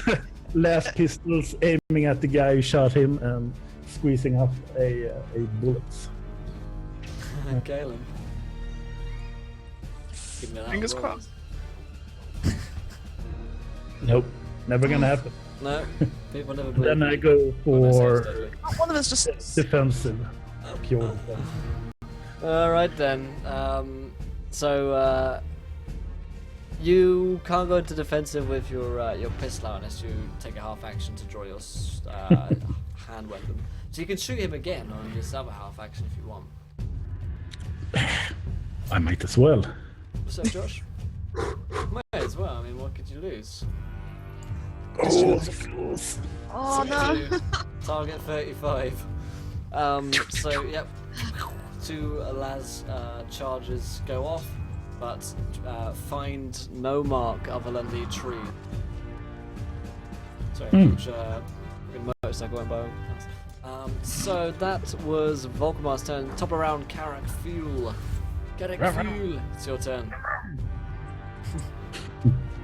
I'll just try swinging at the guy that I'm close to now. Alright, slice and dice. Let's see what he does. Please, just hit. Just hit. Is there any modifications? Not for this one. You should be at minus because you're like surrounded by guys, but I'll give it to you flat. Aha! There we go, that's a hit. That's more like it. Oh, Roll me damage. Damage. That's what we want. And I believe you take... Wait, you what? roll twice and you take the Wait, highest damage from this. Sorry, I rolled the shield. Oops. Oh, That's not what you want to do. poor shield. Keep stroking the shield. Poor shield. Poor And shield. roll it again, right? Yep. So you take the highest one from this. So you do the 12. Yeah. Which is far more like it. With 2 penetration. So penetration, Double penetration. 2. Full Sorry. bodily. Full bodily Sorry. penetration. He's got. Okay. So you tear right through the armor, and you endless man. So how exactly does your chainsword kill him? Probably went for from the neck to the armpit. Ooh, nice. Gritty. With And that this- sound effect as he's doing it. Yeah. I'm making that. And it's not coming from the sword. It's coming from him. He's just. As we see this guy's arm just like spray out blood and gore, and it's not a pretty sight whatsoever. So that was Carrick's Fall. That's your half action. You can actually chain into another guy nearby. on your second half action. Yeah, could do. I mean, that could murderless man. Really as well. Yeah. Or I could do a takedown on the other guy. I think I'll do a takedown on the second one. Cool. Is the takedown a half action or a full? Oh, that's a good question. Yeah, I feel like it probably is a full action, in which case you'd take your whole turn to do it. Yeah, okay, let's just attack him instead. Okay. Swing the chainsword around again. Into the Oh, yeah. bodice. That's a hit. A fine hit. The damage. Fine hit. That for... So, Yeah, so 13. 13. So yeah, you tear this guy up as well. So you kind of take one guy's arm off, turn around, and we see him just take off this guy's like head as the chainsaw just kind of chugs through. And this guy's armor is nothing against the force of Karak Fool. So there are 3 of them left. As I chop that other guy down, I shout, "Don't hit my baby!" Levi's just staring at him going, "You've done this before, haven't you?" She might have more to worry about at this point because she's being shot at. So, how does a 89 feel? That's a miss. And then secondly, a 58 is also a miss against Novia. The third guy comes in swinging with a shock maul to Karak Fool for an 89, which is surely a miss. So all 3 of them do not find their targets whatsoever. Novia, it's your turn. Nice. Okay, well, I'm armed with my chainsword, so we'll do another swing. How much are there? There's 3 of them still left standing. 3 of them still standing. I'll try and dissect one in half. There's one headless and one doesn't have an arm anymore. Ooh, let's chop off his other arm. He's already dead. I mean, Oh, okay, then we won't you chop can off his do, other arm. but Yeah, we'll tackle him alive. we'll take that later. Yes! There we go. That's a hit. That's better. A fine hit. There 10 you go. damage. And I think you roll again on a chainsword. So Take yeah, it. you take it higher. No. Nice. So you do give him 10 damage, pen 2. So this guy, you can scratch me a near death blow on this man. What? Oh, I had to kill him then. A near death blow. Near death blow. Oh, He doesn't die. okay. So go ahead. What happens? Okay. I stab the chainsword like into his chest, and I try and like go like cut through his across his neck, but I actually just go through his chest and just across there, so like his head is still hanging and he's still like raggedly breathing. Nice. But he's a bit lopsided now as far as his head's concerned. Yep. He doesn't seem very happy about this fact. That was your first half action, so you can use your second half action to attack him again, or you can attempt to move. Yeah, I want to finish the job. Alright then. So let's give me that weapon skill. So 29, target 26. He just manages to get up his own shock maul in time to stop the death blow coming in and finishing his life. He's gasping away. Volkart, you're on 0 HP. 3 of them left. One of them mortally wounded, fighting fighting Novia. The other guy is fighting Karak Fool, and the other guy is off a little bit, shooting at Novia at this point. So, what is the plan, my friend? Taking the ship and go. No. Yeah, flying back out of here. we just see like the window close. I'm gonna shoot the guy who's a little bit off and trying to shoot at Novia. Okay. Come on! No. 75 is not enough. You can roll again on your second half action. 48 closer. You pop off another 2 shots, and again they just go wide. Taking up and kind of rattling the lace gun. Little grab. You can, of course, will make all the difference. yeah, in this game you can take a half action to aim, and that gives you a plus 20. So you can aim and then shoot, but you only get to shoot once. And now you're telling me. Yeah, Skag, if I expected you to know better, you played 12 hours of this on. Yeah, I know. Gonna have to introduce fate points to this, right? Yeah, they do have some fate points to burn off. So we'll try and get them down as quickly as possible so we can murder them sooner.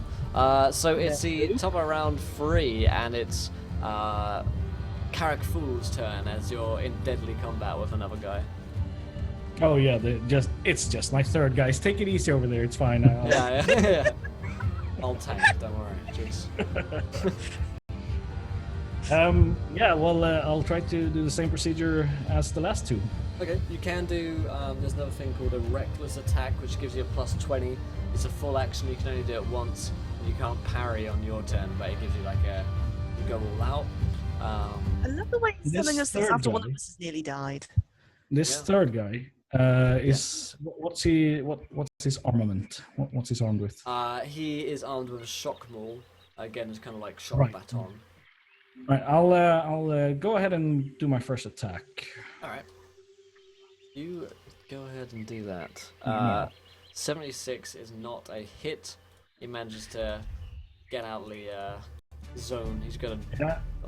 Oh, And aiming's then plus 10. Oh. Thanks, Sax. And then I'll just over here, and I'll save my other one for parry. Okay, cool. So you go into like a parrying stance. Yeah. Come here. Alright then. I'm more That was Carrick's turn. It's this guy's turn, so he's going to attack you for a 54, which is not a hit. The breathless guy, or the slightly headless guy, is going to attack you, Novia, on his first half action for a 62. And on his other half action, he's going to reach for his comms and be like, back up. Can I stop him from doing that? Well, it's his turn, so I mean, in theory, he gets to do it. Fair enough. So, the other guy is going to shoot back at Volk, who doesn't appear to be hitting him too much, but he is suppressing him. So on a 34, he hits him for a unknown amount of damage here. So you take 5. That is without any soaking or toughness because you don't have any hit points left. So let me find a table of doom. It's actually quite a nice table. Don't worry about it. It's That's Table right, of- table of doom. It's actually bright pink. It's got pretty flowers on it and everything. Yes, and it's actually just a table. It's just a table. Yeah. Wait, scared. Okay, I need to find this table. Here it is. Yes. Wait, no, not this table. Here we go. He's lost the table of doom. Good. Energy critical effects in the arm. So the attack causes energy to course through the target's arm. He is stunned for 1 round, and the arm is useless until the target receives medical treatment. So basically, the gun is just like your hand just goes limp as a gun can fall from it as you're just blasted in the arm there, and you're stunned for the next round. Could have been worse. Could have been much worse. Luckily, you rolled really low on damage. You could have died from that. Novia, it's your You, turn. can't, you muted yourselves. Craig. Oh, Skag muted me. Yeah. No. There we go. No, the only thing I said was when we played it on the 12-hour stream, it was a lot more worse. Yes, Hips indeed. rolling and bodies were torn apart, so... Yep, heads rolled, arms became bloody ruins. Novia, it's your turn. Okay, I'm gonna give up my chainsaw. I'm gonna actually reach behind my back and get out my last pistol, and I'm going to fire at the nearest one to me.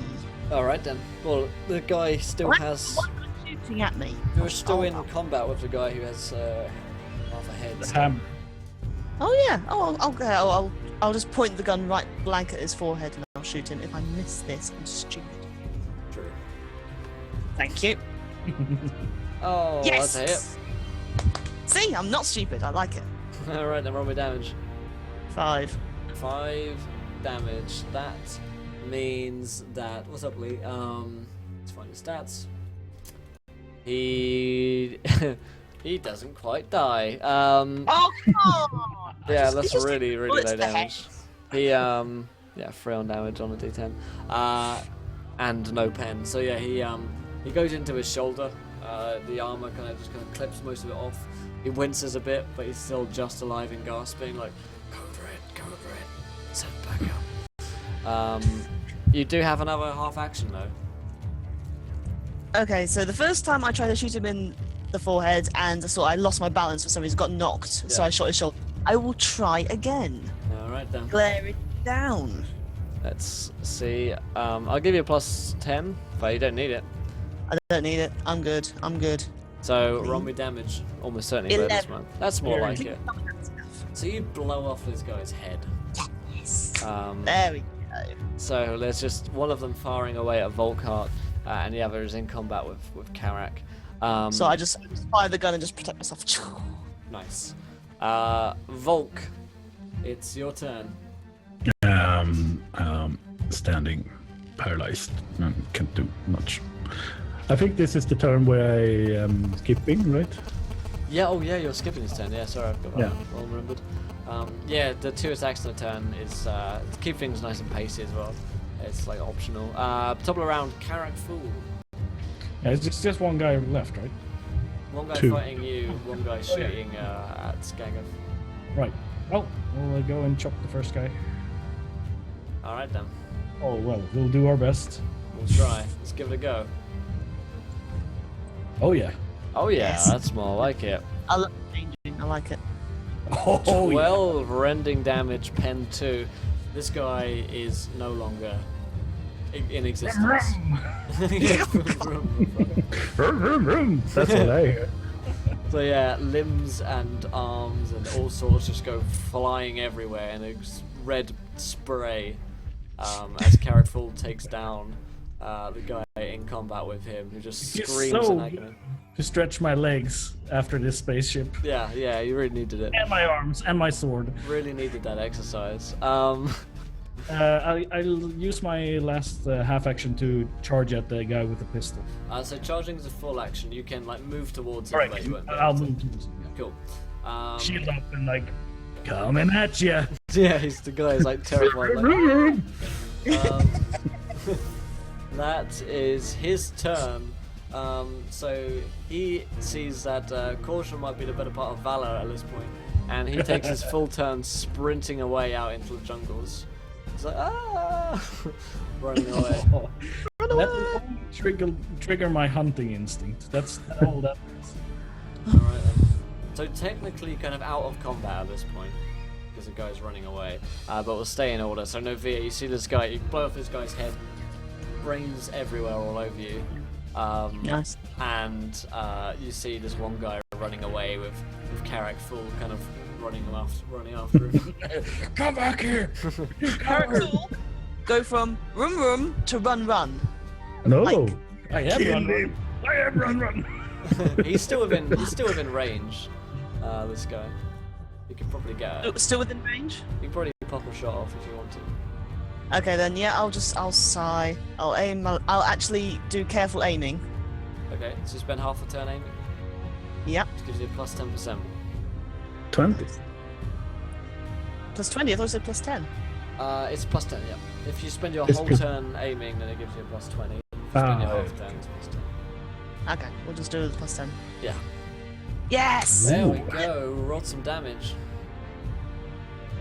5. Alright, 5 again, so not a lot. This guy's armor soaks most of it, but he managed to like shoot him in the leg, and he's like stopping. And as it slows him down. he's being Possibly. slowed down, and Volk, what are you up to at this point? I mean, you might need to heal, really.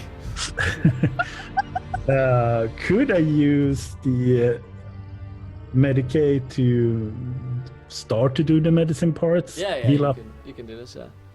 So I will take the half round to really prepare and maybe get a little bit of a bonus. Alright then, cool. I'll do the half round to do that. And then do you want to roll your Medicaid at +10? Yep, looks good. Alright, there we go. So roll me a d10.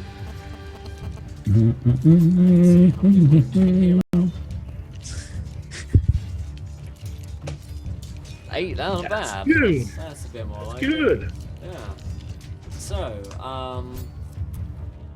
What game mechanics are we using? We're using Dark Heresy's percentile dice system. So we're playing Dark Heresy 2nd Edition. That takes it to Carrot Falls turn. The guy's like slowed down. You can catch up at this point if you were trying to charge into him. Enjoy. Rum, rum. Oh, sorry, for Emperor's sake. More like it. That's better. Is there a bonus hitting him in the ass? If you, plus 10%. Not literally in his ass, I mean just in his bag. Okay, right, yeah. He doesn't have to literally go. Hey, whatever floats your boat. I mean, It's a plus 10 for charging into the guy, so I'll give you another plus 10 on top of that for the fact he's just running from you. He's got his back 10, so roll that plus 20 and see how good this man is. Oh, 61 target 51. Not enough, unfortunately. So he's swinging. He's like, ducks under the blow as it's coming in. So that's actually his turn. He realizes that you've like caught up with him, and so he switches around with his shotgun to like try and hit you and just like fend you off essentially. So he's gonna roll. See if he can get under his. Nope, he definitely can't. So he's gonna try one more time to get you on a 62, and he can't. So he kind of comes in, attempts to stop the death blows by killing you, and does not succeed, unfortunately. So that takes it to Novia's turn. okay, is he still within firing range? He's at long range at this point, so you're going to be at minus 10. Yeah, why not? Careful aim again, so rounds it off down to 0. Cool. Give him that roll. Oh, Nope, nowhere near. So he just like flies over the top. You're probably trying not to hit Carrot Full, as he's pretty close to him at this point. yeah. So it just kind of like pops Waving off his hands towards- everywhere, making ridiculous noises. Yeah, yeah. Yep. kill some flora somewhere. Volk, you've healed yourself, feeling a little bit more human again. Yeah. So what's the plan?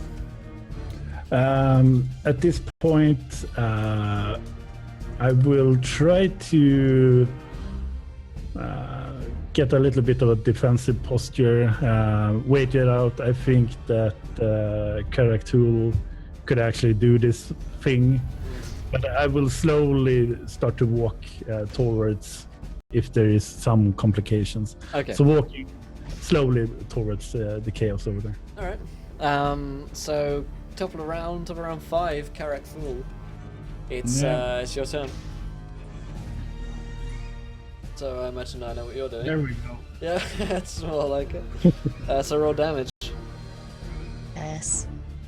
7, so 13, pen 2. But 13, the highest roll? That's, Yeah, 13. Yeah, take the highest. So yeah, you can describe to me how exactly you end this last guard. I'll go with like a chop for whatever. I mean, it's a two-handed hammer, I guess, that he's wielding. Yeah. Yeah, so whatever he's holding at the top, chop that off, and then just continue to slice through the same arm. So I chop the at the wrist, and then chop it down on the shoulder and into the body.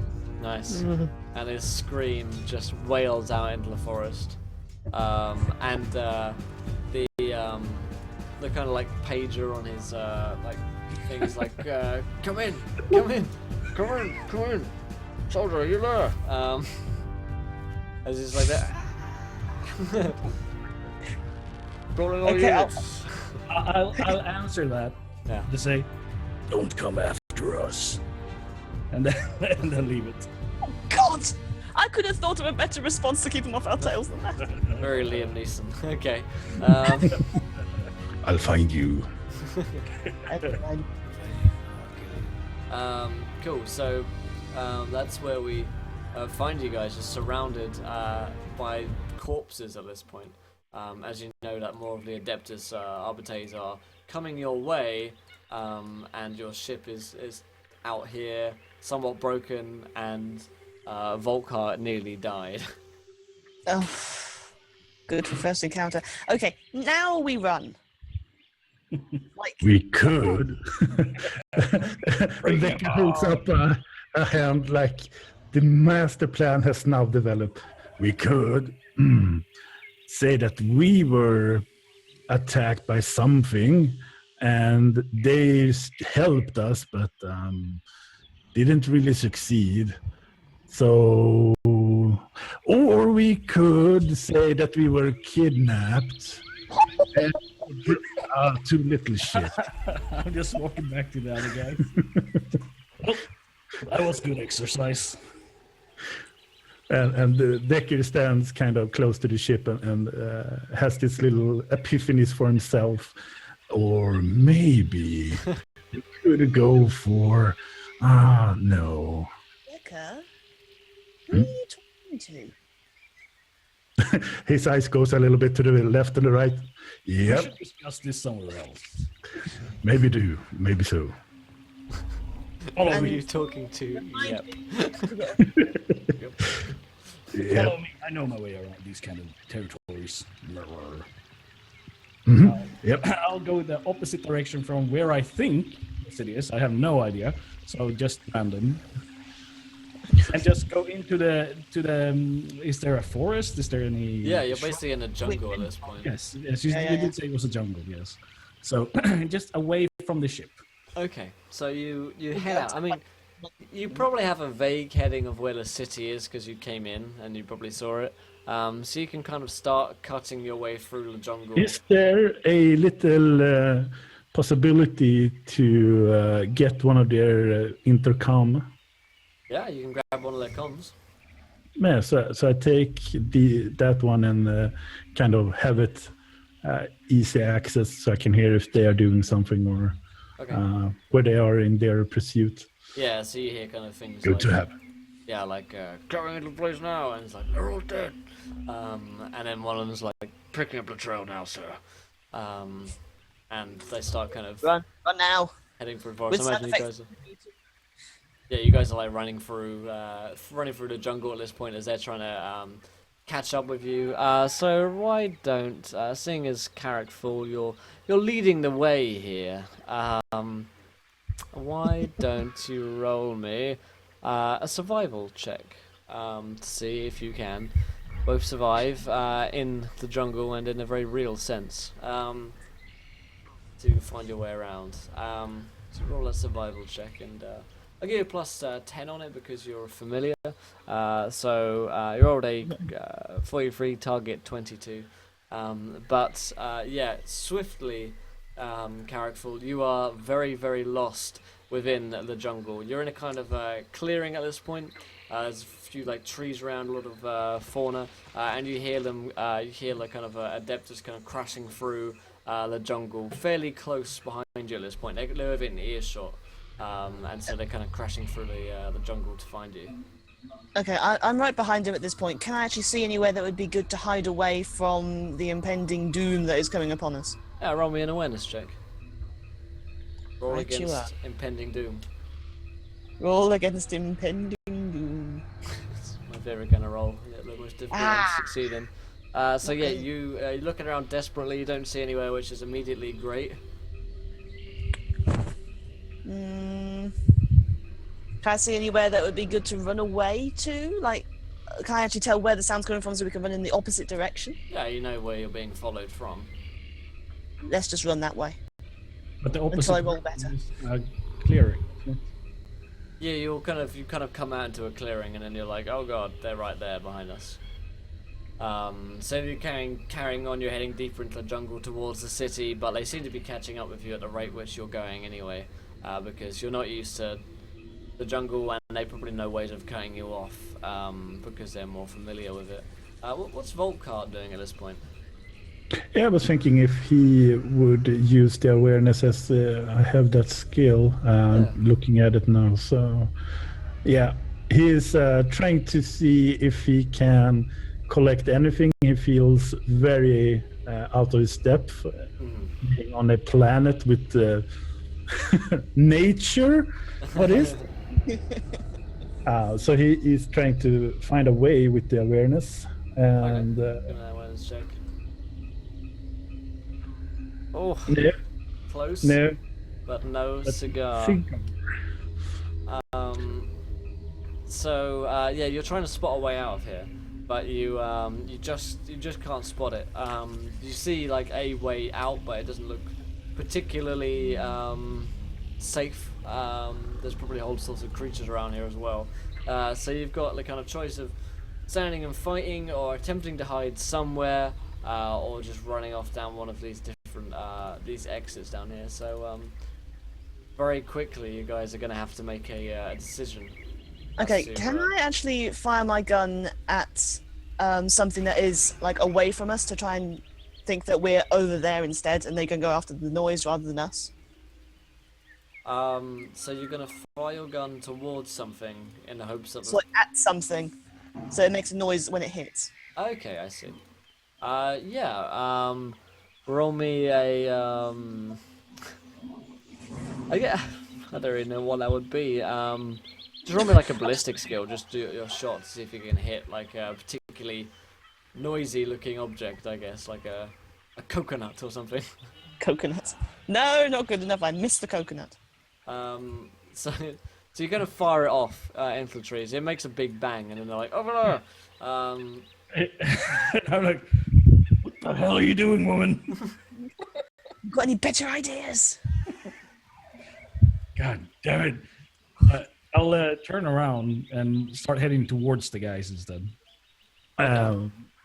Decker pull up the intercom and goes like, "They're back at the ship. We need help back at the ship." And hope that helps something. Alright, roll me a deceive. I will do. What could possibly go wrong with my high? Yep. Don't say what could possibly go wrong, because it will go wrong. I mean, I'll make it go wrong. Yep. Yeah. Whatever.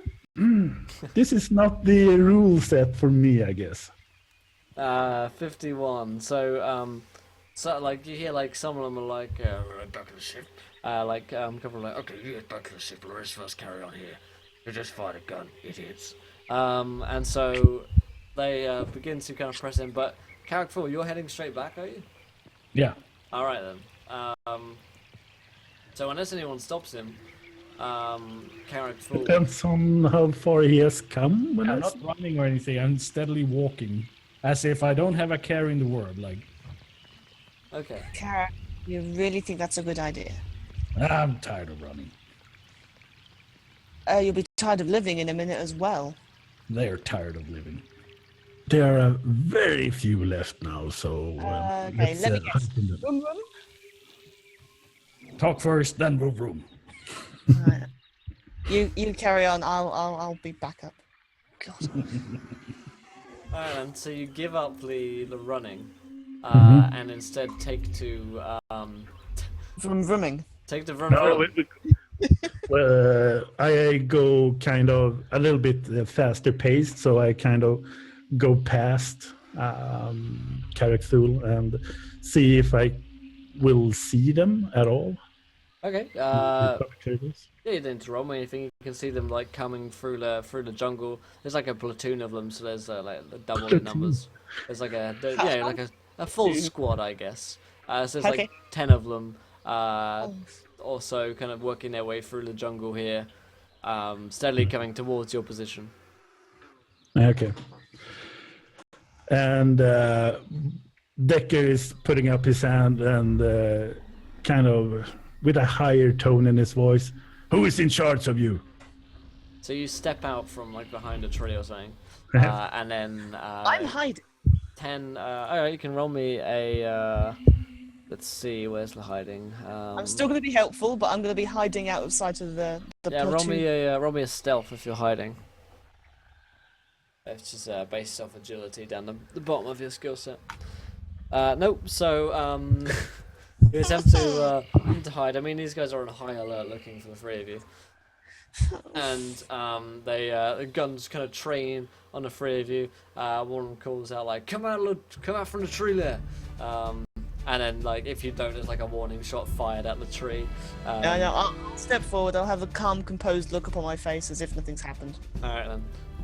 So you guys step out, and the kind of leader of the squad says, "Captain Lucius, all three of you are under arrest for murder and for various other crimes as well. That would be really interesting to hear. But we are not able to take on anything of that sort.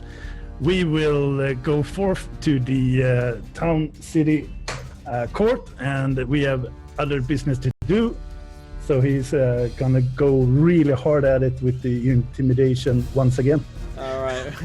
Roll me intimidation is gonna be a -10 because these guys -10. outnumber you. Yep. I'm just gonna roll. Do I put in -10? See if that works. I don't know if it. I don't know if that works either.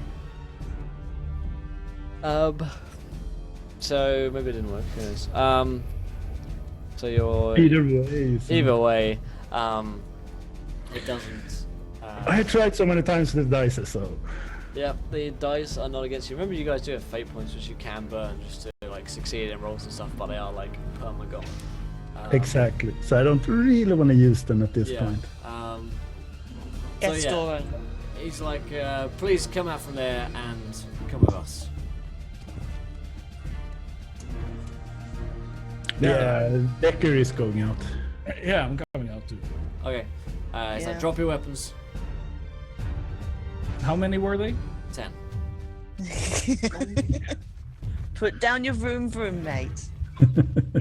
Decker is holding out his last pistol and just dropping it to the ground. Yeah, Navir doing the same, and with a sword as well. Looking thoroughly put out. I'm standing there hesitating a little bit. And Decker is looking over to Novia and tell them who you are and let this just be gone now. We don't have time for this. Oh God, you're dragging me into this again. Great, okay. I'll never forgive you for this, Skag. So he's like, what Okay, are you I'm talking about? No, I'm gonna stare directly at. Well, I mean, does one of them look like the captain of the Yeah, platoon? he introduced himself as Captain Lucius. Okay. Yeah, I'll stand tall, look like who I used to be, and so step forward. Do you have any idea what trouble you've caused? He says, 5 of my men are dead. It's not us. We got attacked and ambushed, and there's so much power that I have over you. You do not want to arrest me. He's shaking his head. Roll me a deceive. And it's going to be at -10 because, I mean, you have murdered all of his men. And there's no Yeah, but evidence he of... doesn't know that. He's pretty certain that you probably are the ones that murdered his men after he looks at the chainsaws covered in blood and you guys covered in gore. No, Use fate point now. Use fate point now. Rolls 42, target 32, so it's a fail. You can use a fail. point to target make- 22 because the -10 thing doesn't work, but yeah. Oh, yeah. So target 22, you're 20 out. You can use a fate point to use to make him... You know what? It's worth it. I will use a fate point. Alright, so some twist of fate occurs. So get rid of one of your fate points there. Twist of fate occurs, and he's like, what do you mean? What happened? I'm here on official business, and your guards come to escort us, presumably. We suddenly got attacked, ambushed. They all end up dead, and you're By accused. what? Who? Some dark shadow came out of the forest. I didn't get enough time to see it. A lot of eyes, a lot of arms. That's all I saw. He's like, sounds like a job for the Inquisition. Well, Well, you better go call them then, hadn't you? Well, yes, but you did land on here without any warrant, so we're still going to have to take you back for your own safety, and of course to levy the fines against you. Crashed, not landed. He says, we were told that the forward command desk, that you told some story about something and then decided to land on Quaddis anyway, despite being refused permission. Trust me, it's good the ship crashed. The autopilot came up with that idea. Either And went way, along with it. it's not our problem, so if you'll come with us, please. Yeah, She- whatever. Yeah, she's looking at Volkart and Carrick for their opinion on this one. Madam. And Wolcott kind of swift with his hand. If this doesn't take too much time, we don't have time for this. The time is of essence. Let's go. Chop, chop. Move your legs. And start walking faster. Yeah, then we fall. So Volkart hurries everyone along, and the captain's actually fairly pleased about this fact. And they start leading you through the jungles of Quaddis once more. And as this happens, you're walking through the guardsmen and taking your weapons from you. They picked them up from the floor, and you enter the city of Quaddis itself. City of Zykarth itself, already on Quaddis. And as you come into Zykarth, there's this huge, ancient, sprawling city with spires everywhere, the size of our skyscrapers and higher.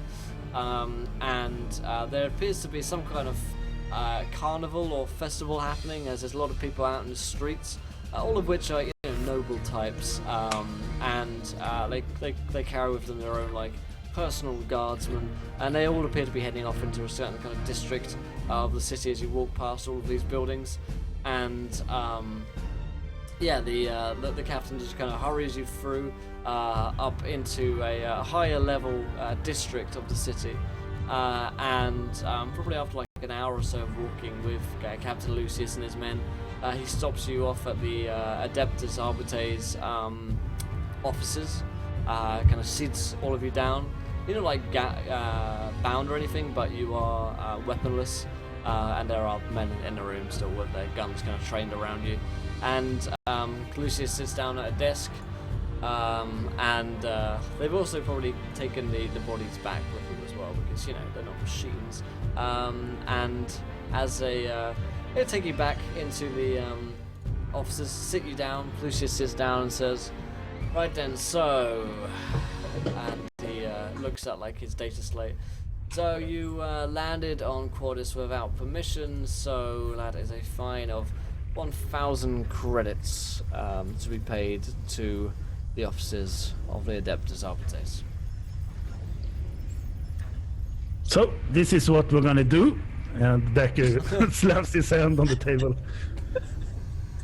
You will write down a fine little 0 in your notebook, and else we need a pass to kind of go through the inner levels, and we have a idea to find the appropriate housing for the noble here, and we want those passes to be stamped out like yesterday. Thank you.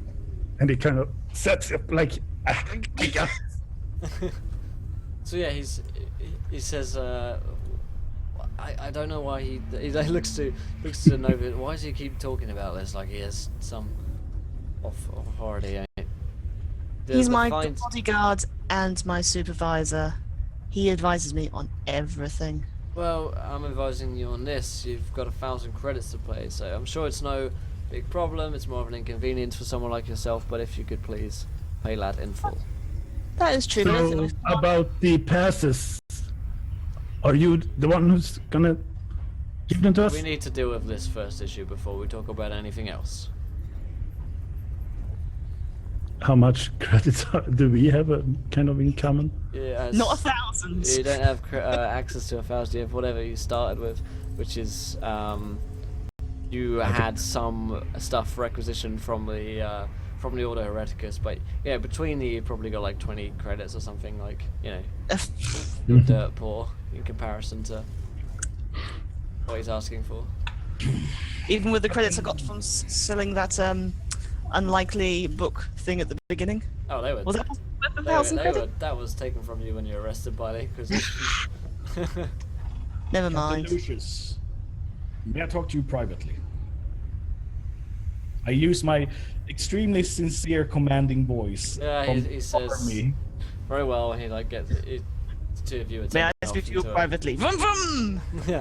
The two of you are taken off into another room. The guards remain, and he says, "What is it?" Are you sure no one else is listening? He says, "There are my guards here. They can listen to whatever it is you have to say." I'm not sure they can. You have an issue on your planet. Please tell me. Would you please have your guards cover their ears at least? They can be present, but this cannot spread. He nods his head very well. And they Like, look at the guards. Everybody stands like this. Yes, it might be silly, but they need to. Basically, they turn off their like comm pieces, so like extra hearing is kind of off. Yeah. So I lean into the other guy here and it's like, these two buffoons, they're a cover for me. I'm here on Imperial business. I've heard that there's a spy roaming here. He's planting seeds of corruption. That's why we're here.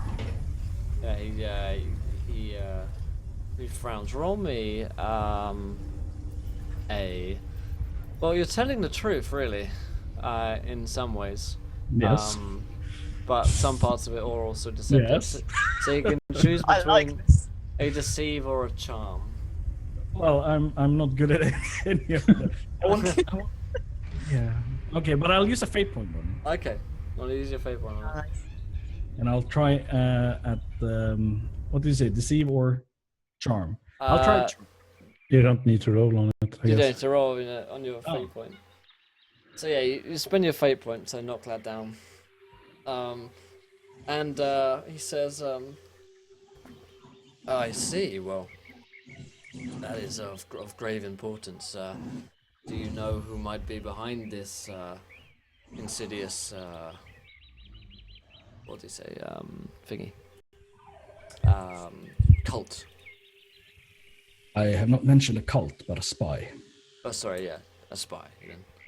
I believe it might be someone in your ranks, sir. Says, all of my men are trustworthy. Are you sure? Corruption can hit anyone at any time. True. Do you have a name or? No, that's why we're here. We need to find out who it is.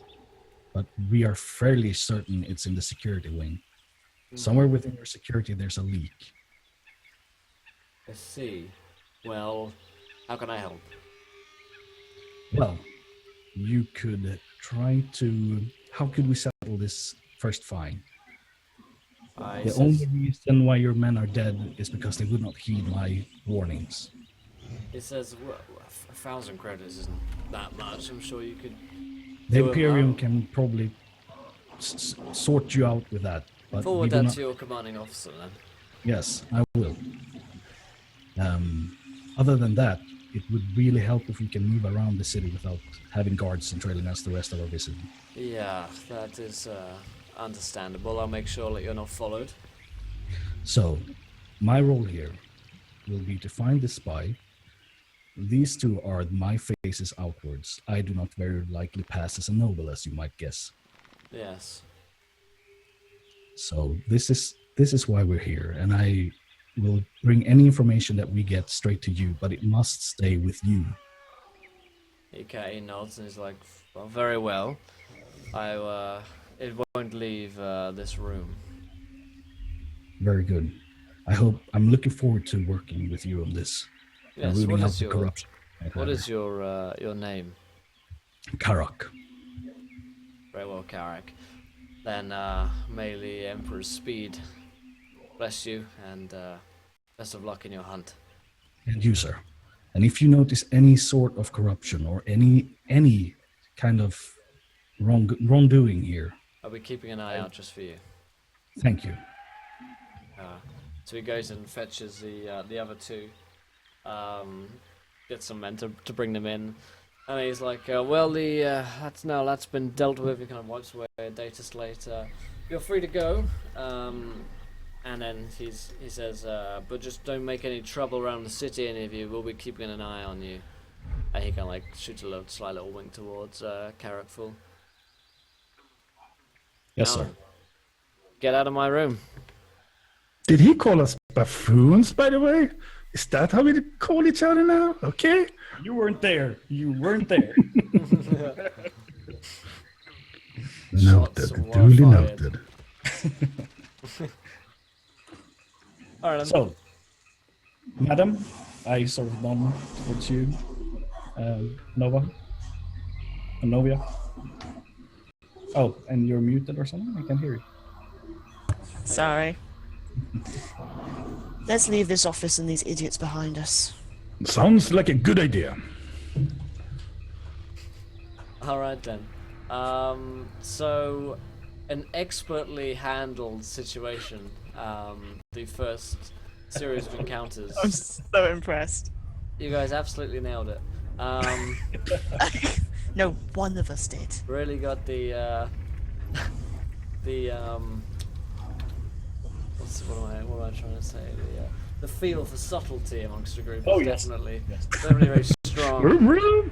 Yeah. We had a feed for it, but it sort of went south very quickly. Yeah, things started to. Yeah, it's the I rule. should have done the talking from the start. Things got Alright. carried away. Okay then, so you guys head out of the room, and you're out in the city of Zykarv. So what is the next step from here? Find somewhere to live. Find somewhere to live, okay. That's not too expensive, which will be difficult around here. Yes. True, the, On the street. house Maybe we prices get are a pretty cardboard high. box for like 2,000 credits, you know? Alright, so how are you guys going about doing this? I'm looking at the character sheet. It's always a good start. What are you looking for?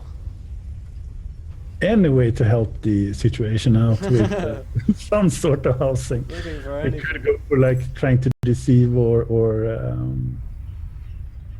make our way into a housing, like a hotel or something. Well, So, I know V is a highborn, so you might know some stuff about how you'd go about doing that. Yeah, I'm a that's how highborn, they do it. And I've like an outcast as well, so I've got the best of both worlds. Hmm. True. True. So what? do you Okay, think? so we need to find somewhere that we can at least stay. Do you know anyone? On this Names? planet? The planet that we've been told that hardly anybody knows about? No. Maybe a good name could give us housing. Possible. We're going to have to find somewhere where nobody's too worried about names, and we can just give them a couple of extra credits maybe, and no questions asked. I don't think we need credits. Mingling and alcohol. There seems to be some sort of festival going on. Perhaps we can hear a whisper or two of something that we need. But then we need to sleep somewhere. Well, not right now, we don't. No, not One at this thing at a time. point. He says with his arm hanging limp to one side that he's still a bit sore and If you lead, Novia, and we follow, if we continue with the chariot that I was talking about, I think we can snap up a thing or two. I'm willing to give that a go. So let's just mingle. Alright. Let's go to See the what fair. parties there is available. I like it. Bjorn, you might want to turn yourself up a little bit. You look Alright. quiet compared to the others. Turn into the Whispering Wind, Bjorn. Yes. I went down into my dark voice. The dark depths. Alright then, so you guys are going to start to mingle, I guess, then, with folks around here. There are plenty of nobles to mingle with. If you go out into the kind of carnival area, you'll see a lot of people wearing masks here. We might want to wash up first. Yeah, you might want to get the brains and blood Blood and gore. of your bodies, yeah. Wait, it was a masquerade, wasn't it? Rain splattered all over me. Yeah. Wait, this was a masquerade, right? It's a masquerade kind of. It's all fake. It's all fake. It's a masquerade. It's not a zombie walk. Yeah, it's not. We put on a mask, nobody will know. Right, but so yeah, washing up might be a good thing. Sport. Washing up and finding like a vendor for masks, maybe having a nice mask. Maybe we can make one out of a leaf or something. Oh. Economic stature. We'll save some credit if we can make some masks out of leaves. Yes. Okay. We're wash. Maybe they have a sewage somewhere we can. Yeah, clean it up. Let's just face it, we're on the underbelly here. You could always just do what most people would do if they have no money, which is steal some masks or permanently borrow. I'm not- Go in sewers. If someone's good at that, are you gonna steal us a shower too somehow? That would be great. Yeah, I might not be that lucky. Have you ever tried fitting one of those in your pocket? Nope. I mean, there are plenty of houses around here which people are out in the streets, so perhaps they're not at home. Yeah, there you go. If you want to shower that badly, you can hijack one. I have a shower head in my pants. God. No. Rolls Okay. her eyes, turns No. away, walks off. No. Good. Nobody That expects got, the Imperial. that, got Even her, Zach's gonna get up and leave now. that got her moving at least. Good. I follow. Oh, God. Alright, Len, so where are you headed off to, Nova? Or Novia, sorry. Okay, we're gonna try and find somewhere to clean up. Like, is there like a river nearby with like some fairly clean water just to get most of the blood off? Sure, you can find a river. It's not particularly clean, but there you go, it's cleaner than Yeah, blood. the sewers that somebody was suggesting. I mean, it's certainly cleaner than the kind of diseases which are carried in blood, so it's probably much Wait, better hey. for you. These are Yeah, just he'll That, try- that we waterborne. could go for finding a vacant home just for a couple of hours, maybe. Shall we try that one first, then? And if we can't do that, then we'll go for the river. Sure. Okay, there you go. We're gonna try and find a vacant home that somebody's Are we enjoying. going to go knocking doors? Have you met Jesus? Have you met Aaron, Jesus? We have. Yeah, you Yes, guys certainly we have. have. Skagav in particular. Yeah, was not good. A couple of voices, maybe. You're still alive. You're still alive. Alright. Okay, yeah. We'll try and find a vacant home to use their facilities without them knowing. Just watch the blood Well, off. I think we're gonna leave trails. That's just. Yeah. Yeah. Alright then, so to find me a vacant... I mean, there are plenty of vacant homes around here, but No. not necessarily completely empty, but they might have servants in them and stuff. But you know, you come across like a street line of streets where there don't appear to be people in when you look in the windows. Yeah. And I guess we want to keep to the outer ring of the city. Yeah. Not the center. I mean, we want to stay away from as much people as possible right now. 60 outer rim. Okay. So you find a line of streets. What do you guys do? I would say that we try to walk around a little bit, see which ones are not the lights are on, or getting the feel for the street in general. Yeah, I mean, you find one which is like set back from the others, which appears to be empty. Doesn't have such a great line of sight from the street, so people might not see you going in as much. Of course, the door is locked. Yeah, Decker look over at Novia. The door locked, so do your thing. Before I do, I'm gonna look to Carrick Thorns. Like, what did you actually talk to that captain about when you were, dealing with the find?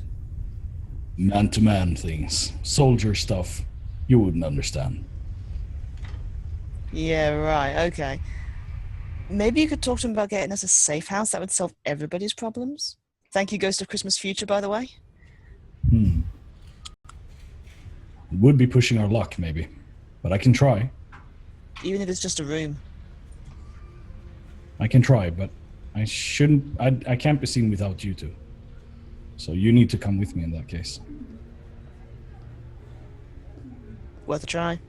We can always come back to this house. It won't take us that long. But I don't think we need to do. We should wait until later. No, it's too soon.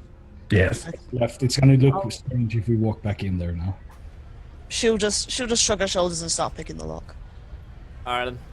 Roll me. I'll stand guard. Yeah. Roll me the security roll to break into this lock. I'll give you plus 20 because there's no time pressure particularly to do it. Good. Yes. That's an 18, target A1, so success.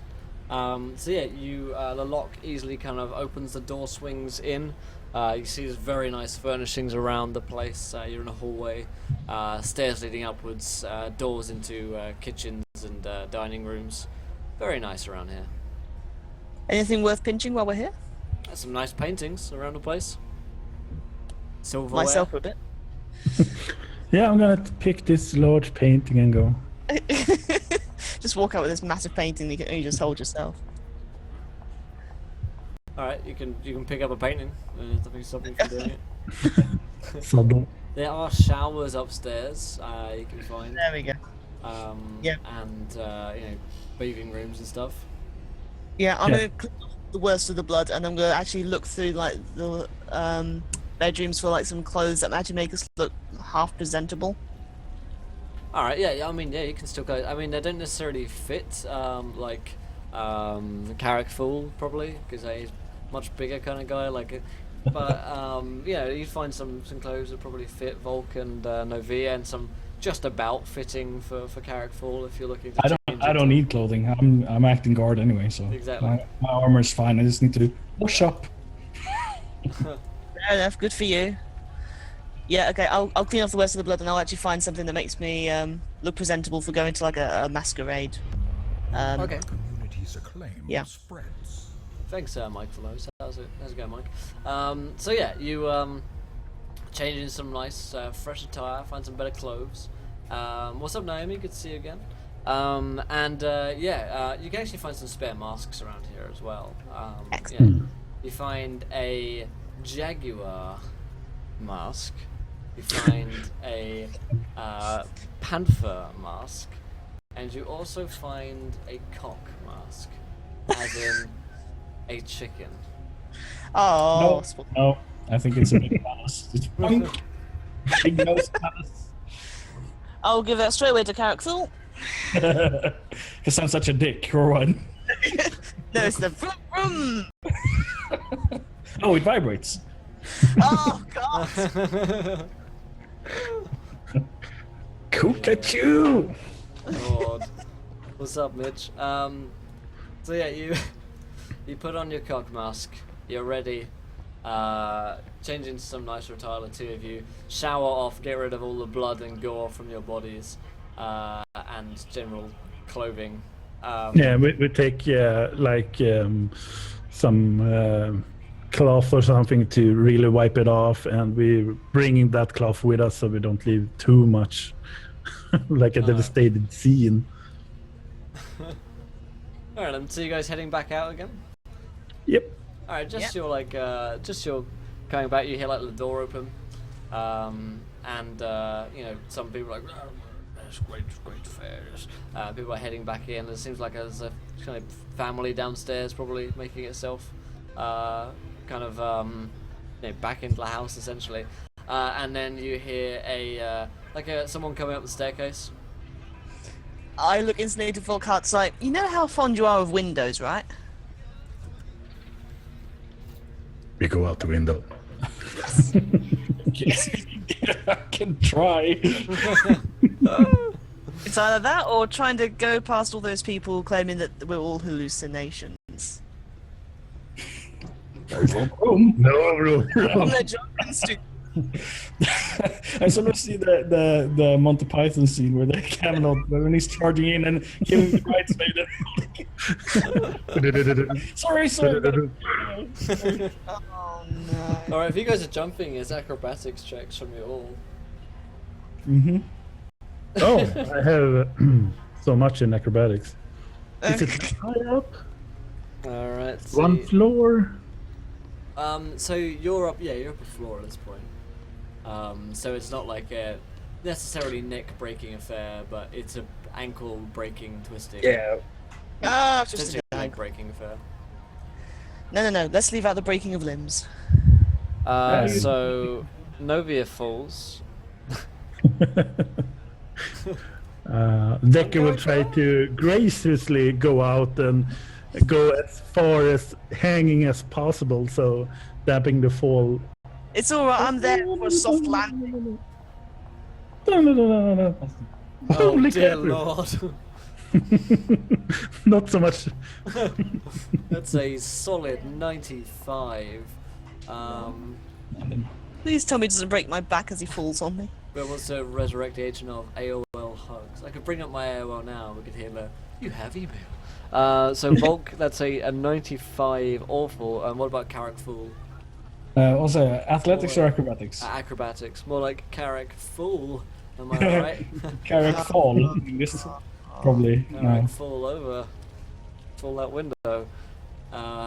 Carrick Fool, what a fool. So all of you spectacularly fail in a display of limb falling out of a window. It's rather impressive how spectacularly bad. And the fun thing is that Karakthul is the one who makes it the best of us. Yeah, that's true actually. So Carrick falls like jump, you head out, and then Novia falls down, and then Volk spectacularly gets a bit of clothing, like this new noble clothing, stuck. It rips and tears. He falls down and suddenly you're wearing shorts rather than trousers. Yeah, I mean It's the height of summer. I'll be fine. it's the new style. Yeah. And actually, it's pretty hot on this planet. So, yeah, all of you kind of slam down. You're each going to roll. Well, I'm going to roll D10 for all of you because you've fallen rather. Loud cracks as we each hit the ground. You each take 2 damage, and don't take any armor sarcophagus because it's just flat landing. Oh. Okay. So yeah, you But the just toughness is still there, though. splat. So your toughness is still there. So as long as you aren't completely weak, then as long as you don't have Sore, I guess. complete muscle atrophy, then you're fine. So it's more bruises and scrapes, and then because you make a lot of noise, and then people on the street are like, "What the?" And what I'm pointing, looking, what I do? And then the door opens, and this woman comes out, and she's like, "What are you doing? Where did you come from? Down the street, we just twisted our ankles. Something. Why are you all on a pile on the floor?" Hey, why are you asking He stupid was. questions? It was her, and then Decker kind of taps Karakthul on the shoulder and start walking another way. it's the Duke. She's like, "Okay." I'm just my ankle. I'm just trying to get these 2 idiots home. Please, just leave us alone. We'll just make our own All of way. you walking away with tattered, broken, twisted ankles, Yeah, bruised. We're not even faking our funny walks. Yeah. It actually works. Ow. when you're walking along the outer rim, and you can't even walk anymore. So yeah, you stumble away from this woman. She's just like, what the? And then slams the door. And then if moments later we could hear her, she goes upstairs into the showers, which are covered in blood from you guys, and you thrown away robes, just drenched in gore. So what the? I can imagine in the mingling later we're gonna hear there was I got this good story. It was about a cock, a jaguar, and a panther. Tell me out of it. So a panther, a jaguar, and a cock walk into a carnival. A joke in and of itself. So yeah, you guys, you're out of the immediate danger from being caught. So you're clean-ish. I mean, covered in dirt from the street. You've got masquerade masks on. We're going as limping animals because we've Yes, injured us. wounded animals. Yeah. So It's just we're theatrical. We're thinking about the animal suffrage, and we sort of it's this performance piece, you know. wow, it's pretty deep. So yeah, you pass by a few people in the street, which are like, that's so deep. Like, wow, that's incredible. Like, I wish I'd. You don't know how posh people are. They believe that. Yeah, they're like, oh my god, Oi! that is just, that is incredible. How did they get the level of artistry in that limp? That's just like a wounded cock right there. And yeah, someone steps up and is like, can you give me a cock's crow? It's like, Oh, the suffering! You can practically feel the suffering in his voice. yeah, the suffrage of cocks. Nothing to be laughed at there. So finally, you guys, the cock is emancipated as you head out and you're fighting for freedom. You head out into this big carnival area where people are talking to one another in that kind of edgy way because they all believe that they're unnoticed and unseen because they're all wearing these different masquerade masks. So yeah, you see all sorts of different animals represented, even some like fantastical ones, like ones that don't really exist, like weird kind of creatures, or maybe like local creatures you don't know, like just grow out in the jungles beyond. And there's loads of tents with people doing kind of like readings. There are fire breathers. There are people just kind of talking. There's people just making speeches about various different things. One of them's actually preaching out against animal cruelty. He's like actually very against the masquerade ball overall. And you guys come into the crowd of thousands of people milling about here, being entertained. There's food, very nice kind of hors d'oeuvres going around as there's like waiters kind of like handing off different delicacies and items, and it's all very kind of hush hush. Everyone's kind of, no one knows who each other is, so there's a very kind of what's the word I'm looking for? I don't know what word it is I'm looking for. It's very odd, I guess. It's well weird. That's what I'll go with. Well, weird. That was it. Well weird. So yeah, I guess for a while we'll just crowd surf and just hang around Crowd people. surf. Yeah, not on top of them, in Catch between me. them. I think maybe the best idea is if we try to like work our way like through the crowd, but we actually listen in on conversations rather than take part in them, because then they won't think that we're listening. They'll be talking to people they actually know. And we don't have to answer any questions because we're obviously not very Correct. good at that. Because RNG is not on our side today. Nope. Don't make any rolls. We'll die. Nope.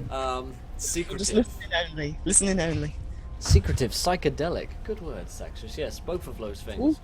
Yes, I like that. So yeah, you overhear lots of conversations. You hear conversations about some people who are very upset, like they kind of taxes increased on their mana all the way up to like 2.2%. So having to pay an extra million I credits. feel the pain. Yeah.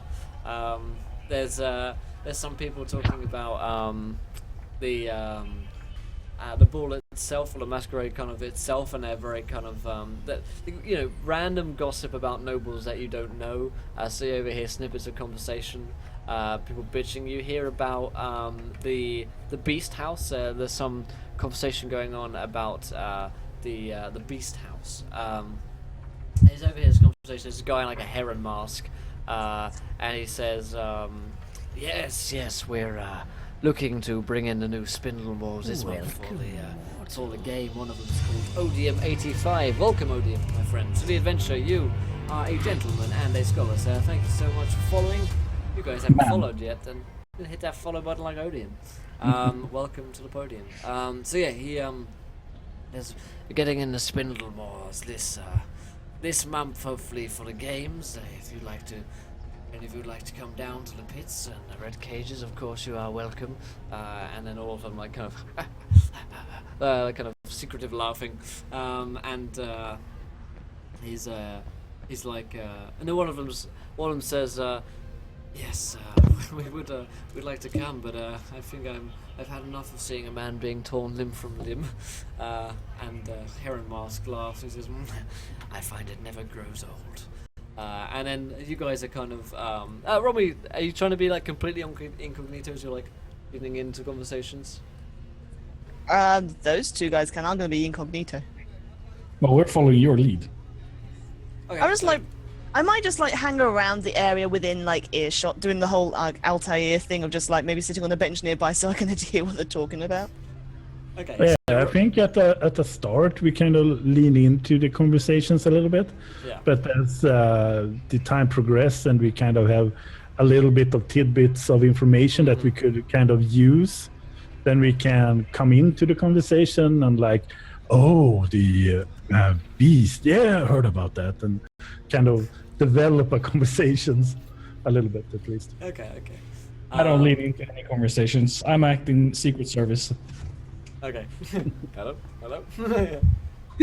Roger that. God. So as Fog's leaning in, the Heron Mask man turns to you and says, "Have you visited our beast house yet?" No.